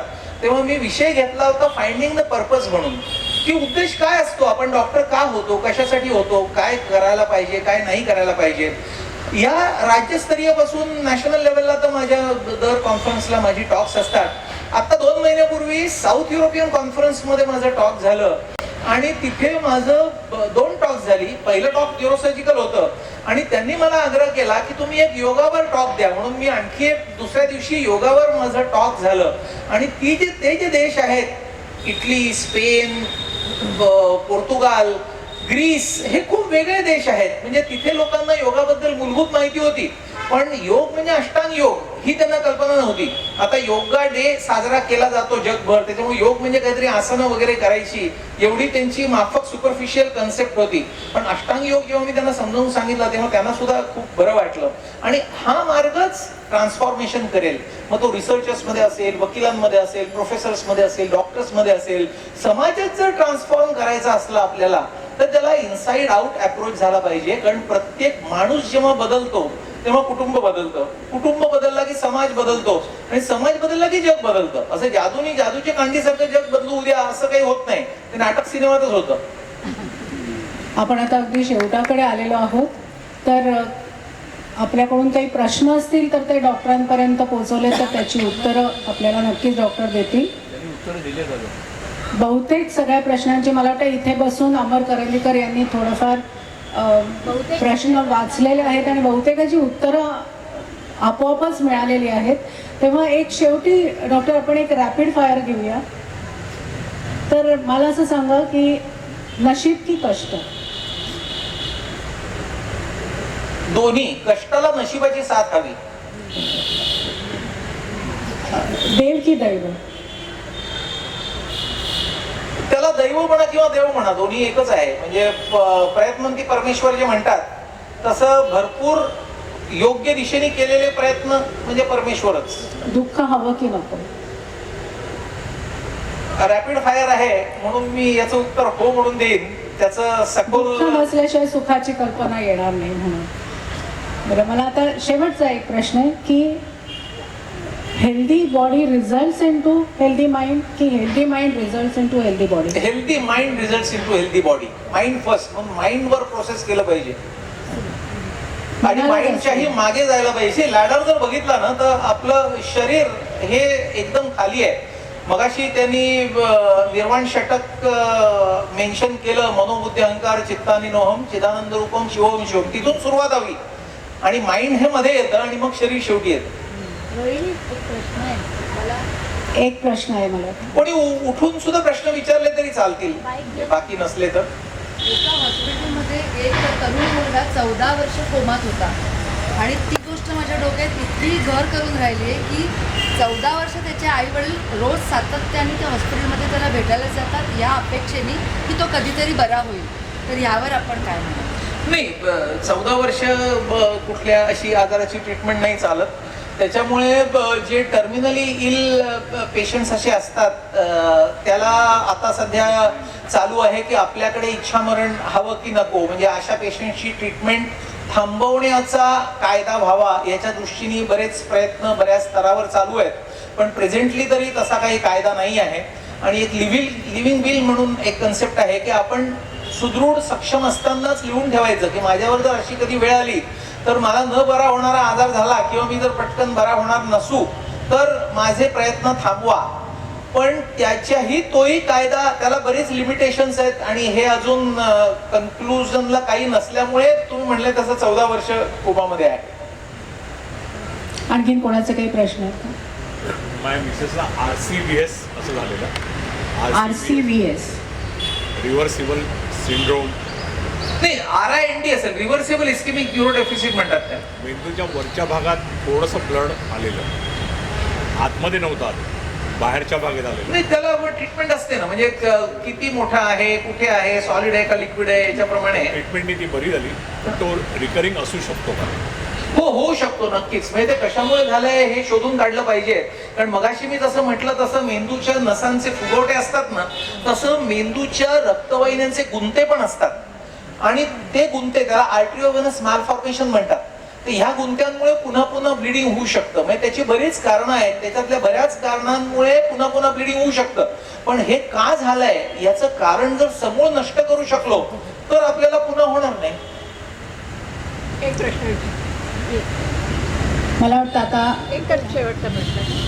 स्ट्रेसचे 2 प्रकार असू शकतात का? एक निगेटिव्ह स्ट्रेस आणि पॉझिटिव्ह स्ट्रेस. कारण काही काही कामं करताना स्ट्रेस लागतो आणि त्याला तो पॉझिटिव्ह स्ट्रेस म्हणून त्याला म्हटलं जातं. म्हणजे मनाची स्टेट. मनाचे असते हो, हो. स्ट्रेस स्ट्रेस STRES स्ट्रेस नाही, ताण ताण मानसिक ताण. हा, स्ट्रेस. हो, दोन्ही पॉझिटिव्ह आणि निगेटिव्ह अशा 2 स्टेट्स असतात आणि आपण पॉझिटिव्ह स्टेट मध्ये जे काम करू त्याला निश्चितपणे यश तो मिळतं. आणि जरुरी आहे का? हा? तो जरुरी आहे का काम करताना पॉझिटिव्ह स्ट्रेस? हो, नक्कीच जरुरी आहे. कारण ते जर नसेल ना तर त्याचे रिझल्ट चांगले येत नाही.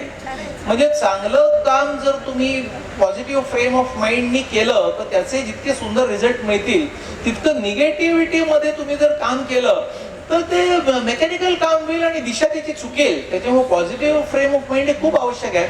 आणि म्हणूनच स्ट्रेसफुल माणूस असतो तो he cannot deliver the goods to its optimum.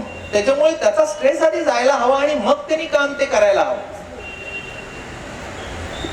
मला वाटतं बहुतेक सगळ्यांच्या मनातल्या प्रश्नांना आता उत्तरं मिळालेली आहेत. वेळ खरोखर मर्यादित होता, विषय खूप मोठा आहे, पण डॉक्टरांनी अतिशय छान आपल्याला थोडक्यात तो समजावून सांगितला. आणि दुसरं म्हणजे डॉक्टर, मला सुरुवातीला इतकं धडकी भरली होती की डॉक्टरांसमोर मी काय कसे प्रश्न विचारू, पण you made me feel so comfortable. माझ्या डोक्यात सुद्धा एन्डॉर्फिन, सेरोटोनिन वगैरे एक एक केमिकल सिक्रेट व्हायला लागली आणि it went on very smoothly. पण मगाशी आता स्वातीने आपली वेगळी भूमिका आज दाखवली. स्वातीची वेगळी भूमिका आपण इथे सगळ्यांनी पाहिलेलीच आहे, पण तिच्या ह्या नव्या अध्यायाला तिने जी सुरुवात केली आहे ती पार्ल्यातल्या म्हणजे कार्यक्रमाला सुरुवात तिने पार्ले कट्ट्यावर केली आहे. ही आमच्या सगळ्यांच्या दृष्टीने अतिशय आनंदाची गोष्ट आहे आणि तिला आमच्यातर्फे अनेक अनेक शुभेच्छा. डॉक्टर, आपणही इतकं सुंदर आम्हाला सांगितलं, खरोखर ज्ञानात भर पडली. या दोघांच्याही मते मात्र एक आहे की आपल्यालाच आता अंतर्मुख व्हायचं आहे. खूप कठीण गोष्ट आहे, पण जर का ती जमलं तर खरोखर डॉक्टर म्हणतात तसं आपलं आयुष्य, त्याचबरोबर आपला समाज आणि आपलं जग हे किती सुंदर आहे याची प्रचिती आपल्याला नक्कीच येईल. असं म्हणतात ना की life begins Wien egg is broken from inside and life ends Wien egg is broken from outside. तेव्हा आता आपल्यावरतीच यांनी सुद्धा सोडलेलं आहे. अंतर्मुख होणं हेच आता आपल्याला जरुरीचं आहे. त्या दृष्टीने आपल्याला आता प्रवास सुरू करायचा आहे. कार्यक्रमाला इथेच आता मी थांबते. आमच्या कार्यकर्त्याच्या प्रथेनुसार एक वामनहरी पेठे पुरस्कृत छोटीशी भेटवस्तू आम्हाला द्यायची आहे तुम्हाला. त्याच्यासाठी मी अमर करंदीकर यांना इथे यायची विनंती करते. या कार्यक्रमासाठी ज्या सगळ्यांची आम्हाला मदत मिळाली, सहकार्य मिळालं, विशेष करून सावली चॅरिटेबल ट्रस्ट आणि आशालता घैसास ट्रस्ट, दीपक घैसास इथे आलेच आहेत, त्यांचे मनपूर्वक आभार. असेच माया आमच्यावरती कायम राहू दे. यानंतर राष्ट्रगीताने आपण कार्यक्रमाची सांगता करतो.